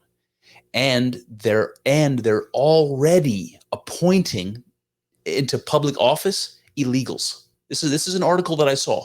I don't remember where it was, but there were like people on city council, something like it was some kind of appointed position. So I don't know. Yeah. But somebody who's not a citizen of this country, who's now in a political position. You're about to get me on my very nationalistic, very right-wing shit, man. I've said it before. If I was the boss, I would take the military from the rest of the world. I would put it on the southern border. I would lock down. You don't even need to build a wall. Just put tons of fucking soldiers down there. Like every 15 feet, you got a soldier. Yep. You build like we have these military bases all around the world. Let's build some military bases on the border. Yeah. And then so that stops immigration. I guarantee you, I promise you, that stupid me, could lock down the border. Yep. Guarantee it. So that's what I would do. And then as far as the people who are already here, I have some kind of aversion to going door to door and being like, show me your papers. And if you don't have them, we're shipping you back. Although my aversion to that grows less and less every day, to be perfectly honest with you. That being said, if you get pulled over for speeding and you're not a citizen, you're gone. If you spit your gum out on the sidewalk and a cop sees it and finds out that you're not a citizen, well, hold on, you're gone. Let's clarify. We don't mean if you're not a citizen. We mean if you're illegal. What is the difference? Well, you could be here on a visa. You could not be a citizen. You can still be here. That's okay. But if you came here illegally, although I would say that if you have a green card or a visa and you're breaking laws, that's revoked. Yeah, I guess when you put it that way, I guess it would depend on the law. Like what constitutes a bad enough thing that you should not be allowed to be here. Littering. Well, I mean, you can make that argument. I wouldn't. I don't think people make mistakes like jaywalking. But I see your point, and I agree. If I were, to me, it doesn't even make, nothing else makes sense to me. If I am law enforcement and I encounter somebody who's here illegally, well, there's only one course of action. There's only one. Yeah. Go. You're gone. You know, I don't even understand an argument otherwise. I don't understand an argument. It's like, if I decided that the United States is fucked, I got to find another place to go. And I smuggle, I'm going to go on a vacation and I just go to like Portugal. And I'm just like, you know what? There's lots of seafood. The weather is nice, great beaches. I'm just going to stay here. And I get caught. And one day I get caught. 3 years later, I have a life here. Maybe I married a Portuguese babe and we have some, you get caught shitting on the beach because that's what you do in your country. You shit on the beach. You're gone. Gone. But the fact I would not expect, I would have no expectations at all that if I were caught by the police in Portugal and they said, what the fuck are you doing here? Yeah. You know, it's indefensible. I have zero. And you can say, well, these people are refugees. I could say I'm a refugee. Yeah. It doesn't give me a right to be there. Yeah. I didn't go through the right channels. You know what? That's that woman compassion that we were talking about earlier. Yes, 100%. And we got to get rid of it. We need daddy energy, you know? We need some daddy energy in this country. But yeah, that's how I would do it. No other country, man. Draconian if I was in charge. And that's what I think we need to get to. And in 2016, that's what it seemed like Trump was going for. You know, it's like, we're not fucking around. You're gone. Yep. We're locking down the border and we're kicking you motherfuckers out. And people liked it. Yeah. Enough to get him elected. And, you know, that ramped up, people getting called racist, things like that. But you can call me a racist. I don't care. I'm more than fine with that. All right. So what are the other issues? Abortion. Oh yeah. Abortion. Yeah. Ukraine is another. So for Ukraine, I liked what Trump said. He said that if I get elected, I will have that sorted out while I am president elect. Before I'm even in the office, I will get that sorted out. Sure did. I believe him too. Yeah. I do think that Trump he's just more assertive. You know what I mean? And he's like, he's kind of like, you know, people said, oh, if Trump gets in, it's going to be World War III. And they said that because he's like unpredictable. Yep. But that was beneficial. That actually deterred World War III. Yeah. So true. You know, I mean, like Putin, I've heard a bunch of people say this, like for the last 3 presidents before Trump, Putin did excursions into other countries. And when Trump was in there, not once. Yeah. And Trump said that about terrorism. He's like, you know how many terror incidents there were while I was president? Yeah. Goose egg. Yeah. So that was Ukraine. And I mean, you just look at Biden's influence in Ukraine. And since before he was president, back when he was Obama's vice president, he was like the guy in Ukraine for Obama's administration. And I mean, Ukraine is like widely accepted to be and has been for over a decade, the most corrupt country in Europe. Yeah. So I heard that. We didn't talk about abortion yet, but I want to ask you a question. It's probably not as like hard hitting of a question. It's not even really. It's a suggestion. With Biden being on the ropes after this performance, assuming he doesn't drop out and he's not replaced, assuming he continues, do you think if Trump were to do something like announce either Robert Kennedy or somebody like terrible idea. Well, let me get it out. Somebody like Robert Kennedy, or what was the other Democrat lady from Hawaii that changed parties? Tulsi Gabbard. So somebody like that, a lefty. If he were to bring someone like that in as a running mate, a couple things are a possibility. One is he wins over liberal voters who like swing voters, who like Robert Kennedy. There's a lot of people who do. Yeah, a lot of young people, and maybe that's enough to get him over the hump. He's also now, this plays to Trump's ego. It's also now a historic presidency because it's like a mixed ticket. It's the first time that's ever happened. It's a real unifying gesture, a real, coming over the aisles gesture, not bullshit. Do you think that with such a weak candidate in Biden, bringing somebody who's a liberal on his ticket makes sense? No. All right. Okay. Not at all. I think that those are not the votes that we need to be fighting for. I don't think that there are enough of those people that kind of stuff matters to, I think, honestly, the people that I would be most excited for him to pick as VP, JD Vance Vivek. Is my number one, and Vivek is number two. Fuck yeah. I think that's the best thing that he could possibly do. The only person that would make me happier than Vivek is Rand Paul. Oh yeah, Rand but he's Paul not. He's not even Thomas Massey would be. I like Thomas Massey more than I like Rand Paul at this point. And I know he's not going to watch this, but condolences to him. His wife just died. That's terrible. Oh shit, I didn't know that. Yeah. So that sucks. But and I mean, Trump would never pick Rand Paul or Thomas Massey, so it doesn't even matter. But there's been some buzz that he's going to pick Vivek. That would be cool. I mean, I heard most recently that Burgum guy from out west. Where's he from? Governor of like Montana or something. I don't know. Burgum. He was in whatever. Yeah, I haven't heard anything about him really. Yeah, he was. It's all been Tim Scott, Vivek, JD Vance, a couple other people. Yeah, but yeah. None of them are great except for the two that I mentioned. Yeah. I hope JD Vance is president someday. I like JD Vance a lot. But yeah, I don't know, man. So I know we've got some clips to play. They're all pretty short, so. But we didn't really touch on abortion. I don't know that there was much of substance about abortion that came up. Joe Biden had one. It's like there were times where Joe Biden would say things and it's like, am I stupid?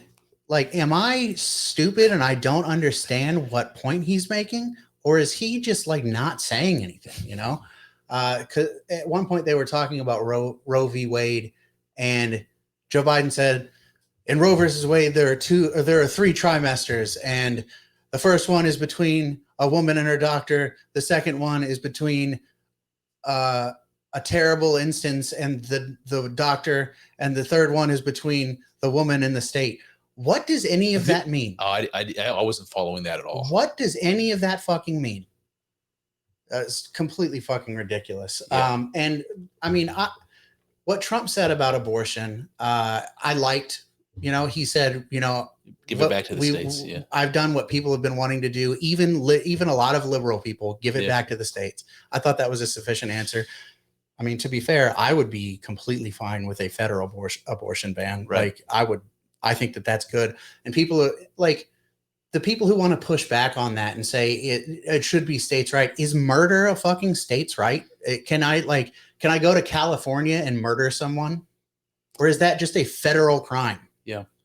Well, I mean, that's such a difficult thing because it's not difficult for me. Well, it's because I'm talking about a constitutional issue. It's difficult as a constitutional issue because the Constitution guarantees life. That's the first fucking thing it guarantees. Mm-hmm. So that's what makes it so murky, because all of the debate and discussion surrounding it is when is it a life? When is it a human being? Yeah. You know? But I mean, when is it a life? It seems more or less clear to me when it's a life. And I mean, to be fair, I'm pretty much as far right as you can go on abortion. I believe that at conception, it is a life, and that if you terminate it from conception on, that you shouldn't be able to do that. And like, is that a tough issue for some people? Yeah, it sure is. But I don't, it's not a tough issue for me. And I don't think that we should be making exceptions on it. And Trump said that he's for the extreme cases of rape, incest, things like that. Honestly, I'm not, like it's a terrible thing for a woman to get raped and get pregnant. Terrible, terrible thing without question. But exterminating another life that's not good. That doesn't make anything any better. Do you think that women who have abortions, like, I know a lot of women are like, shout your abortion, be proud of it. It's fucking bullshit, man. I've known women who have had abortions. They're not proud of it. No. They might act like they are in public, but if you have a conversation with them, they don't feel good about it. It's completely the idea that you could or should be proud of that action is ridiculous. Yeah. The mere suggestion that you should be proud of it, if you had to do it, if you determined that it. All right, so we're gonna do this. Did you share the screen yet? Not yet. I'm just getting it queued up. Sorry. You go ahead and keep making your point. I'm listening. Oh well, I mean, I guess I've made it. I mean, I've seen the video of the girl, that's been circulating online, just talking about how many abortions she's had, and how grateful she is that she has the ability to to have done so, to the point where she's bragging about it, and it just morally makes no fucking sense at all. Yeah, that it would be something to brag about. Yeah, I completely agree with you. It's fucking ridiculous, man. All right, so we got it up on the screen here. Let's go ahead and hit play. So this is best bits, Donald Trump and Joe Biden. So this is just kind of a general overview. This is 8 minutes long. Let's see. I've changed the law. What's happened? I've changed it in a way that now you're in a situation where there are 40% fewer people coming across the border illegally. That's better than when he left office. And I'm going to continue to move until we get the total ban on the total initiative relative to what we're going to do with more Border Patrol and more asylum officers. President Trump? I really don't know what he said at the end of that sentence. I don't think he knows what he said either. Look, we had the safest border in the history of our country. That $2 trillion tax cut benefited the very wealthy. What I'm going to do is fix the tax system. For example, we have 1,000 trillionaires in America. Billionaires in America. And what's happening? They're in a situation where they, in fact, pay 8.2% in taxes. If they just paid 24%, 25%. 25%? Mm-hmm. Like, how did I know, because I've talked to some people that one person in particular that I used to work with, I got into some like heated arguments with this guy. It's like, why do you feel entitled to 25% of somebody, even if they are a bill, who's like, well, they make a lot more money, they should have to pay a lot more tax. Why? They already, even if you pay 8% with a $75,000 a year salary and Elon Musk pays 8%, who's paying more taxes? Elon fucking Musk. How much more? How much more is 8% of like 500 billion than $75,000? A whole lot, man. It's fucking insane. And they just fucking, they're like, oh, they should, if they just paid 25%, like that's nothing. Well, the thing that I don't know what tax he's specifically talking about because he hasn't said. Yeah. But the thing that stands out to me is that we have a progressive tax system in this country, and the highest tax bracket, I think, if I'm not mistaken, is 33 or 34%. It's already higher than what he just suggested. Yeah. Somebody who makes it in the top tax bracket is already paying more than that in federal taxes. It's fucking insane. So if the situation that he just spelled out, which results in the fact and that they only pay 8%, well, that's the problem. Yeah. That you've created a system that allows for that to happen. And he says, what I would do, motherfucker, you've been president for 4 years. Why didn't you do it already? Yeah. I'm just going to skip to the next one because that one's just like clips, like highlights of the entire thing. Back. Yeah. Let's go to, we already kind of watched that one. Okay. So these two here are, I think, the most interesting because they are talking about, it's people who support Biden. These fucking ads, man. It's people who support Biden generally, kind of like freaking out a little bit. So I think that this will be a good thing to watch. Yeah, here. absolutely.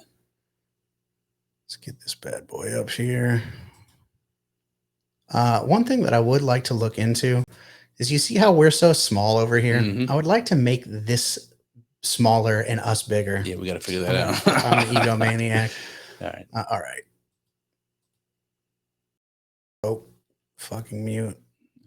There's many contacts there and has been talking to people for us so we can bring in somebody who has operated at the highest levels of the Democratic Party and still has many contacts there and has been talking to people for us so we can find out what's happening in those circles. MSNBC political analyst, President Obama's campaign manager in 2008, David Plouffe is with us. David, I know you have been talking to some muckety mucks in Democratic politics, including what we gingerly call the donor class. What was your personal David Plouffe take on what you saw tonight, and what are you hearing from the people you've been speaking with? Well, I think consistent with your reaction, Rachel, and others on the panel, it's kind of a DEFCON 1 moment. I do think Lawrence and Chris give a very important caveat. Listen, I've been deeply involved in presidential campaign debates. Some went well, some didn't go well. The only thing that matters, and you won't really know for 3 or 4 days, is how the voters that will decide this election will react. I would also add, I have deep suspicion that Donald Trump with swing voters bombed as well. And that's the trap. Do you get that impression? Not a bit. Yeah. I think that if you're a swing voter, if you're not sure who you're voting for, that debate made it clear that you can't vote for Joe Biden. Yep. Now, if that means that you're just not going to vote, that still benefits Donald Trump. Yep. Or if you decide you can't vote for Biden, so you're gonna vote for Kennedy. Yeah. That goes Chase for Oliver. That goes for Donald Trump. Yeah. This is spin, Oh, 100%. Yeah. I don't think that this guy even believes that. Here's the thing about the spin. All right, they're on MSNBC, right? Yeah, Rachel Maddow. So this is a Democrat on MSNBC speaking to Democrats. The audience is Democrat voters. Like 100%. He's spinning his own people to try to what? Well, that's why I want to play this, is because there were a couple other clips that I meant to put in here of media personalities. They're all turning on Joe Biden. That's one of the main reasons why I think it's a serious possibility that Joe Biden will not be the nominee. I saw an article today, I don't know if you saw it, that said, well, one article said that Joe was going to have a serious conversation with his family about the future of the campaign. Mm-hmm. And then I saw another article later that said the family decided to continue to support him with his campaign. Yeah. So there's part of me that thinks that as long as Joe Biden has decided that he still wants to go through with this, that there's not much they can do. But that goes against the way that I feel about a lot of things. It's like, I don't think that the president is the guy who's like really calling the shots. I think it's the good thing about, if you live in a governmental system that is an oligarchy, and an out and out oligarchy, is, who's really calling the shots. Here, you think that your neighbor voting Democrat, it makes a difference, and you're mad at your neighbor, as opposed to being mad at, the people who are bajillionaires and the heads of these corporations who have massive and lobbying groups, that have massive influence. All those 1,000 trillionaires Biden was talking about. Yeah, exactly. But But yeah, let's watch the rest of it. Tragedy. Because I think Joe Biden, the biggest thing in this election is voters' concerns, and it's both swing voters and base voters with his age, and those were compounded tonight. So what the campaign's going to do is try and run ads. Biden will go out tomorrow and the next day being aggressive. I mean, it wasn't just his craziness and his lies, although that was apparent in every question. Like, Donald Trump wouldn't even answer questions about child care. So that's fair. We've been talking about this whole time. Neither of them really answered anything. It was just blah. Correct. You know, but him saying that his lies and his craziness were apparent, I didn't get that impression at all. No. You know, like it seemed to me like everything that Trump said was, again, it mapped on to what I see as reality fairly well, even if he wasn't being hyper specific about anything. Yep. When he said things like, you know, Joe Biden being in China's pocket, you know, I think that Proxenos might disagree with that. You know, he's pretty pro-China. And honestly, I'm feeling more and more pro-China, you know, like culturally, I mean, it's hard to think about everything that you know about China being bad. Where did you hear it? I mean, China being bad thing, it really falls into two categories. It falls into communism as the first category. Yeah, but China's not a communist country. Bad because of communism. How is China not a communist country? Dude, China is like as capitalist as we are. Oh, I see the point you're making. Well, that's true. That's true. They've opened. I mean, it's still a planned economy. It still has a so are we. It still has a dictator for a leader who, you know. So we have like shadow dictators. Yeah, I'm not going to argue about that. I think that there's far more in common between how China is governed and the United States is governed than we like to admit. So that's true. So there's that, and then there's also the trade imbalance. It's everything's made in China, manufacturing's gone from the U.S. You know, so now suddenly, those are the two angles that I would say I've been taught to regard China as a threat: communism and trade imbalance. So communism is a fucking stupid argument at this point. If you think that China is a communist country, you're not paying attention, and I am disregarding your opinion completely at this point. You don't know what you're talking about. Now, are they authoritarian? I guess 100%. Of course they are. But look at the propaganda that they're putting out that they see as valuable. I'm more on board with their propaganda than I am with ours. That's very interesting. And nobody understands what you mean by that. Yeah. Proxenos knows. They're pro-family. They're pro, like Proxenos said that abortion is illegal in China. Wow. Porn is illegal in China. Well, when I think about China, and if I'm not being political, if I'm just thinking about the references I have to China, I have a great deal of respect for the martial arts growing up. And no, seriously. So when I think about the Chinese, I think about a very disciplined people. Yeah. And it has something to do with the martial arts stuff that I've been exposed to, but it also has to do with the Chinese people I went to school with and the way that they parent their kids and how important education is. Yep. They're a very disciplined people. It's like the complete opposite of us. Yeah. And there's something admirable about that. So where I was going when I asked you where you get your information for China bad, you get most people are getting it from the media. Yeah, sure. Do you trust anything the media says Not at this point? Yeah. Like one of the big things that they talk about that's been like a topic of discussion about China for like a decade is the Uyghur Muslims. And it's not true. Like I don't have the details like to spout off to you off the top of my head, but we can talk about it in another episode. The idea that they're like genociding the Uyghur Muslims is not true. It's like spin. That's all I've ever heard. Yeah. So I have no idea. Right. And then there's like the social credit score kind of thing, which, I do have some aversion to that, but I think a big part of the reason that I have an aversion to that is that the version of a social credit score that we would have here is very different from the version of a social credit score that they would have in China because their values are completely different in China. I see what you mean. And I'm not as opposed to using power to tweak the knobs of how things are going. I think that's like you look at well, hold on. I want to clarify that point that you just made to make sure everyone understands. When you say the difference in a social credit score, what you mean is what would count as points towards being a good boy. Yeah. In a culture that exists in China is very different. Yeah. From what would get you points in the United States. Yeah, you're a racist. Yes. Yes. Here it's you're a racist, you're a sexist. This, that, and the other. Over there, it's you're not taking care of your grandparents. You're littering, things like that, like very basic things. Like, we have laws that we could punish people for things like littering, but you go to like Los Angeles, go to Skid Row, let me know how that fucking looks. Go to San Francisco. Do you remember? It's been a thing for 8 years at least about like the shit map. You can get an app to tell you where all the homeless people's shit is in San Francisco. I told you I came across human shit here. Yeah. Downtown Cleveland. And do you remember just, I think within the year, Xi Jinping made a visit to San Francisco and they polished the fuck out of it. Yeah.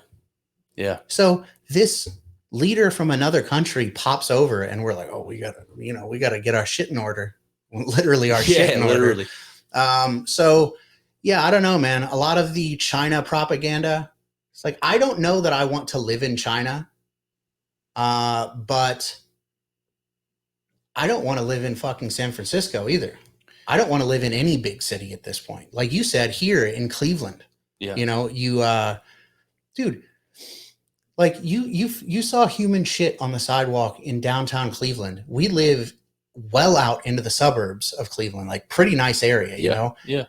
And I'm not saying that I've seen shit, but I will tell you this, down the street from me, they put some kind of, like public transportation bus hub. Oh, geez. And lots of fucking crazy people, man. Like in a very nice suburb, a very rich, wealthy suburb, lots of crazy people with shopping carts full of fucking, Jesus. Like sitting on the side of the road with signs saying, we'll take food, we'll take blah, blah, blah. I don't. And the question is, that doesn't exist in China? Because I don't know. I honestly don't know. I don't think it exists I don't think that they allow it to happen.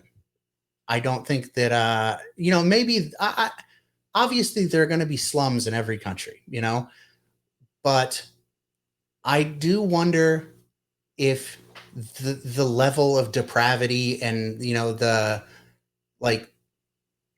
depravity is the best word I can come up with. Just like the uncleanliness and stuff of the slums. I wonder how much of it is propaganda, remember when COVID happened, they said that they were like welding people into their houses and shit like that. No, I don't remember. I wonder if that's fucking true, Yeah. So yeah, I don't know, man. Definitely. You definitely can't swallow it wholesale. That's for sure. The opioid crisis. Talk about someone who's consumed with himself, which is what the message the Biden campaign wanted to land. But the concern level is quite high. This is a race that it reminds me a little bit of 2012, but in reverse.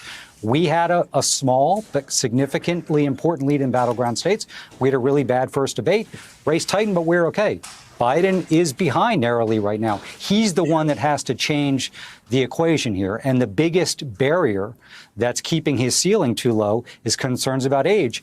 And I think that's the tragedy, because I think Trump had so many openings that you could have just scissored him up on tonight. And Biden did have a couple of good moments, but I think at the end of the day, the overwhelming reaction, again, it doesn't matter, quite frankly, what people like us say. It's what voters say. And if they were already concerned about, is he up for it? And the way I think about it is, sadly, this really pains me to say this, they're 3 years apart. They seemed about 30 years apart tonight. And I think that's going to be the thing that voters really wrestle with coming out of this. And David, in terms of people. So, again, he's trying to spin and he's trying to make Joe Biden come off as good as possible. But that last thing that he said, they seem 30 years apart. Yep. I mean, it seems to me like they're throwing in the towel, oh shit, he said this is a DEFCON 1 moment at the beginning of this, Yeah. It seems to me like they're not even trying to, they're just giving like the most like half-hearted attempt to make it seem like things are okay. I mean, we still have 5 months until the election. So I just don't know, man. We'll see. We'll see. We will see. People in Democratic politics and people who are have the kind of influence that donors have in Democratic politics, which is, there's a PhD thesis to be done right there, even in the premise of this question. What kind of reactions are you hearing in terms of what changes they want to see? What sort of reaction they want to see from Team Biden in response to what happened tonight? Well, Rachel, I mean, there's really only two scenarios. One, which is not going to happen, would be Joe Biden decides to step down, and we have a fascinating 7-week campaign to get the support of delegates in Chicago. The only other option is somehow to right the ship here. Now, I'm not sure whether Trump will debate again. It's fascinating. He may think this one will for him. He wants another one. You could certainly see him saying, I'm done. I'm not going to do this again. So what do you think about that? Whether Biden will refuse to debate? Trump. He said that Trump might not debate again. I think if he has another opportunity to do this, he will do this again. Yeah, I think particularly if it's on a platform that is more friendly towards him, or nominally more friendly to him, that's not going to mute his microphone constantly and stuff like that. I think that he might lean into the stuff that I said I would have liked to see a little bit more. Again, not too much of it, because I just don't think you want to come off as abusing some pathetic old man. So the question is whether Biden would agree to that, because I don't think he would at this point. Yeah, I don't know, man. And he said earlier there that one of the options, which is not going to happen, is Joe Biden steps down. Again, I'm not so convinced that's not going to happen. And I'm not convinced that it's Joe Biden's decision, to be honest with you. Yeah. Well, I mean, Rachel Maddow brought it up just a minute ago when she was talking about the donors. Yeah. When you say it's not Joe's decision, if Joe refuses to step down and he's the incumbent, he doesn't have to step down. If he just digs his heels in, either the FBI or CIA puts a bullet in him or something, or the donors just say, we're going to give our money to somebody else. And then what's he going to do? Yeah. I think you said put a bullet in him. Have you ever heard of the heart attack gun? No, sounds terrifying. Yeah, it's this thing that people have been talking about for a long time, that they have some kind of secret, kind of weapon that they hit you with, and it looks like you had a heart attack and died. I think you got to be careful about what you say about the president. But if these donors and these people, these bajillionaires and lobbyists and the shadow oligarchs decide that they want Joe gone and Joe doesn't want to step down, fucking heart attack gun, man. Yeah. You never know. You would never know. Jesus. I mean, he's old as fuck. If he had a heart attack and died, I wouldn't be surprised. Nobody would be surprised. Yeah. Yeah.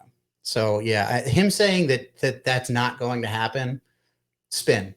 It's spin. Yeah. So that is a huge question mark, because Biden needs that next debate now.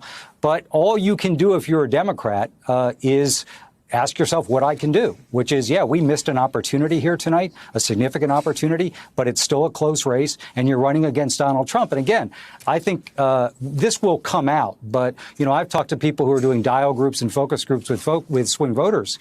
And as much as they were concerned about Biden's performance, and they were, no one was saying, I'm really excited about Donald Trump coming back to the presidency. He reconfirmed all the reasons they voted against him in 2020. And again, I look at that as a huge missed opportunity, because he really provided a lot of openings, I think, for Biden or any candidate to really exacerbate that. So I think Democrats will spend 24, 48, 72 hours, in some state of crisis. But then we have to find a way forward. But, this was obviously I don't think that he did. I think that anybody who is honest and not completely ideologically possessed against Trump, I think that even people who don't like Trump, again, like we said earlier, if they're not going to vote for him, they're just not going to vote, or they're going to vote for RFK, or they're going to vote for Chase Oliver. And it's all bad for Biden.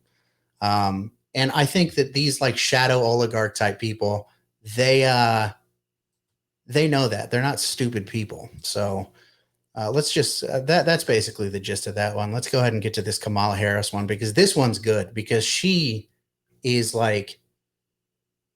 trying to carry water for Joe Biden so hard, and I would not want to be in that position for maybe for $1 million, but and the person who's interviewing her here, which is particularly interesting, is Anderson Cooper, who is, a very liberal person, gay, you know, a host on CNN, very liberal person. So just kind of catch the tenor of what he's saying here. These fucking ads, man, every single fucking video. All right, this will be the last clip.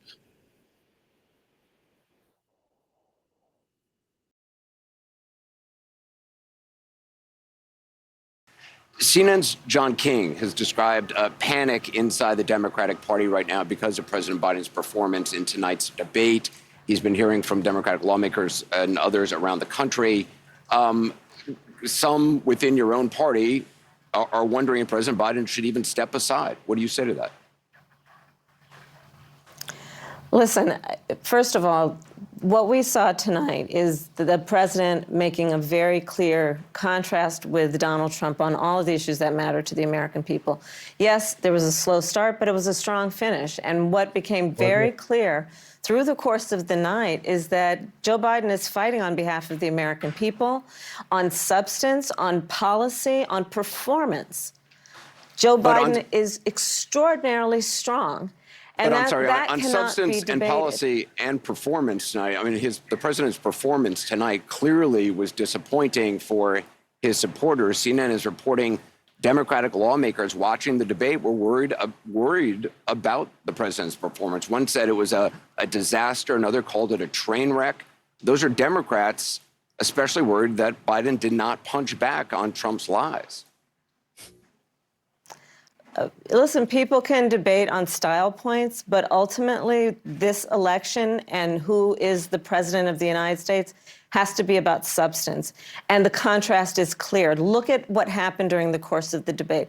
Donald Trump lied over and over and over again, as he is wont to do. He would not disavow what happened on January 6th. He would not give a clear answer on whether he would stand by the election results this November. He went back and forth about where he stands on one of the most critical issues of freedom in America, which is the right of a woman to make decisions about their own body. He has been completely ambiguous and all over the place about where he stands on that issue, despite the fact that he hand-selected 3 members of the United States Supreme Court with the intention that they would undo the protections of Roe v. Wade, and that's exactly what they did. And just 3 years ago, we commemorated the 2-year anniversary of Dobbs, wherein women across our country have been denied emergency health care, All that may be true. All that may to the be point true. But the president of the United States was not important. able to make that case to Donald Trump on the stage tonight. I mean, you debated against then Vice President Vice President Biden 4 years ago, and he was a very different person on the stage 4 years ago when you debated him. You must, I mean, that's certainly true, is it not? Anderson, the point. So everything that she just said, even with Trump being as vague as he was, nothing that she said holds water. Nothing that she said is convincing. Except for to the people who were already convinced. Yeah, and I think that that's a smaller portion of people every day. Yep.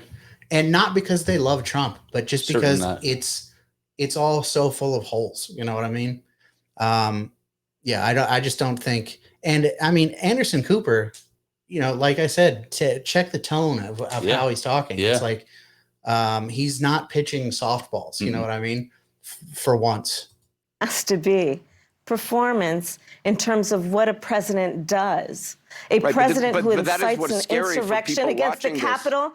No, but I got the point that you're making about a 1.5 hour debate tonight. I'm talking about 3.5 years of performance in work that has been historic. But whether is that it be the man who we saw on the stage tonight? Is that the person you see in meetings every day? The person that you saw on the debate stage that has, for the last 3.5 years, up until today, performed in a way that has been about, whether it be in the Oval Office, negotiating bipartisan deals, so that we have an infrastructure, a real infrastructure plan where we're putting trillions of dollars on the streets of America to upgrade our infrastructure. Whether it be the person I see in... Remember a few months ago, that ship hit the Baltimore Bridge? Yeah. You know how long they said it's going to take to rebuild that? How long? 10 years. Jesus. but she's like talking like Joe Biden's been great on infrastructure. It's like, you know how long it would take Russia or China to build a new bridge? Like a year. How long did it take us to build that dock in Gaza? Yeah, I mean, we put it up in like 12 hours. It's fucking ridiculous, man. I don't. Yeah, he's so great on infrastructure. Give me a fucking break. In the Oval Office, who is meeting with heads of the military and the intelligence community and in the Situation Room, ensuring the safety of America. The person I see in Joe Biden on the world stage, convening world leaders who often ask for his advice. Most recently, just during the... This fucking old fart who can't string together a sentence is in the Situation Room and convening with world leaders and making decisions. That's what she wants us to believe. Yep. And that's scary in light of the debate. And that's what he's saying. Yeah. I mean, the whole thing is fucking the G7 conference. So I'm not going to spend all night with you talking about the last 90 minutes when I've been watching the last 3.5 years of performance. But this was a debate that your campaign wanted. You pushed for this debate at this moment. Obviously, I mean, you can't honestly say, I mean, can you say that you are not concerned at all having watched the president's performance tonight? When you die, you go to another life. Maybe heaven, maybe purgatory, maybe hell. These are the kind of... I love Alan Watts. It was a slow start. That's obvious to everyone. I'm not going to debate that point. I'm talking about the choice in November. I'm talking about one of the most important elections in our collective lifetime. And do we want to look at what November will bring and go on a course for America that is about a destruction of democracy, electing a man who has said he'll be a dictator on day one? Or do we want to continue on a course that's about strengthening America's economy, building and creating 15 million American jobs, over 800,000 manufacturing jobs? I got that this is the afterplay for the debate, this conversation that I'm in, and I understand why everyone wants to talk about it, but I think it's also important to recognize that the choice in November between these two people that were on the debate stage involves extraordinary stakes. And there's one person on that stage who has the endorsement of their vice president, and that's Joe Biden. Mike Pence is nowhere to be found in supporting Donald Trump, and that's why he has to look for someone else to run with him. Mike Pence is a spineless coward. I wouldn't fucking traitor. Yeah, I wouldn't pick him again if I were Trump. Yeah. And as if Trump doesn't have the endorsement of a fucking ton of people, you know. Kamala Harris is unlikable. Yeah. She is. If Biden drops out, if they make her, a couple of things could happen. If they make her, they're going to lose. She's unlikable. And she's dumb. And it's not going to be good if she's the person who replaces him. But if Joe Biden doesn't drop out, imagine if she's the vice president pick and Vivek Ramaswamy and she has to debate Vivek. Oh, that would be a fucking bloodbath. I would love it. I would love that. I hope that happens so hard. I would pay UFC money to see Absolutely. that. They should charge for it. Who, as we know, will embolden and rubber stamp whatever he wants, because they're going to have to make a choice to not be Mike Pence and to put Donald Trump over their country. Neither person on that stage tonight made the argument as coherently as you just did. You mentioned reproductive rights. I'd like to just play that exchange that we saw tonight. Under Roe v. Wade, you have late-term abortion. You can do whatever you want, depending on the state. You can do whatever you want. We don't think that's a good thing. We think it's a radical thing. We think the Democrats are the radicals, not the Republicans. For 51 years, that was the law. 51 years, Constitutional Scholarship said it was the right way to go. 51 years, and it was taken away because this guy put very conservative members on the Supreme Court. He takes credit for taking it away. What's he going to do? What's he going to do, in fact, if the MAGA Republicans, he gets elected, and the MAGA Republicans control the Congress, and they pass a universal ban on abortion, period, across the board at 6 weeks or 7 or 8 or 10 weeks, something very, very conservative. Is he going to sign that bill? I'll veto it. He'll sign it. To someone who watched this debate tonight and has serious concerns about the President of the United States, what do you say to them about what they just saw? They saw they witnessed the fact that if Donald Trump were elected to be President of the United States this November, he will sign a national abortion ban.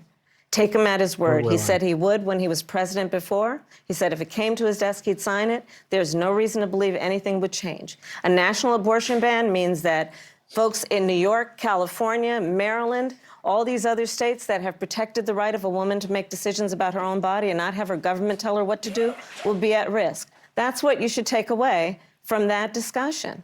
And just finally, Joe Biden was very clear. He will sign back into law the protections of Roe v. Wade. The person we saw tonight, issues. the president we saw tonight on that stage, is that how he is every day? The Joe Biden that I work with every day is someone who, as I have said, has performed in a way that has been about bringing people into the Oval Office, Republicans and Democrats, to compromise in a way that is extraordinary these days because it just doesn't happen, but Joe Biden can make it happen. The Joe Biden I see is someone who goes to our allies around the world and strengthens NATO to the point that there are 2 new members of NATO who just about 4 years ago, people said, is NATO even have a reason for existing? The Joe Biden I know is someone who has delivered 800,000 new manufacturing jobs and bringing manufacturing back to the United States, not shipping jobs out like Donald Trump did. So that's the Joe Biden I know. Vice President Kamala Harris, I appreciate your time tonight. Thank you. All those jobs that Joe Biden brought back are jobs that they killed because of COVID. Oh, yeah. Yeah. And Trump specifically said that during the debate. All right. Yeah, man. Closing remarks, Kyle. Closing remarks.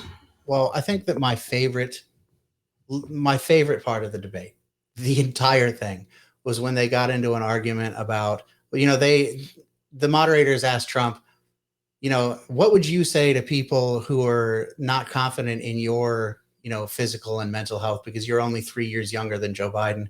And he's like, I took 2 cognitive tests, I can pass them. And then they got into this little pissing match about golfing. Yeah, I saw that. That was my favorite part of the entire debate. Yeah. Joe Biden was like, when I was vice president, I got my handicap down to 6. And Trump said, that's the biggest lie you've told all night. It's fucking hilarious, man. Yeah, he did. That was my favorite part. Yeah. My favorite part was when Trump was on mute and just watching him. Yeah, just because he's making the faces. His eyebrows, his lips would purse, his eyebrows would jump up and down. Yeah. Oh, man. It was embarrassing. Yeah. It was an embarrassing night for America. It was an embarrassing night for America. Yeah. All right. That's all I have to say about that. All right, man. All right. Well, we'll catch you at another time. On the flippity flip. Well, there you have it.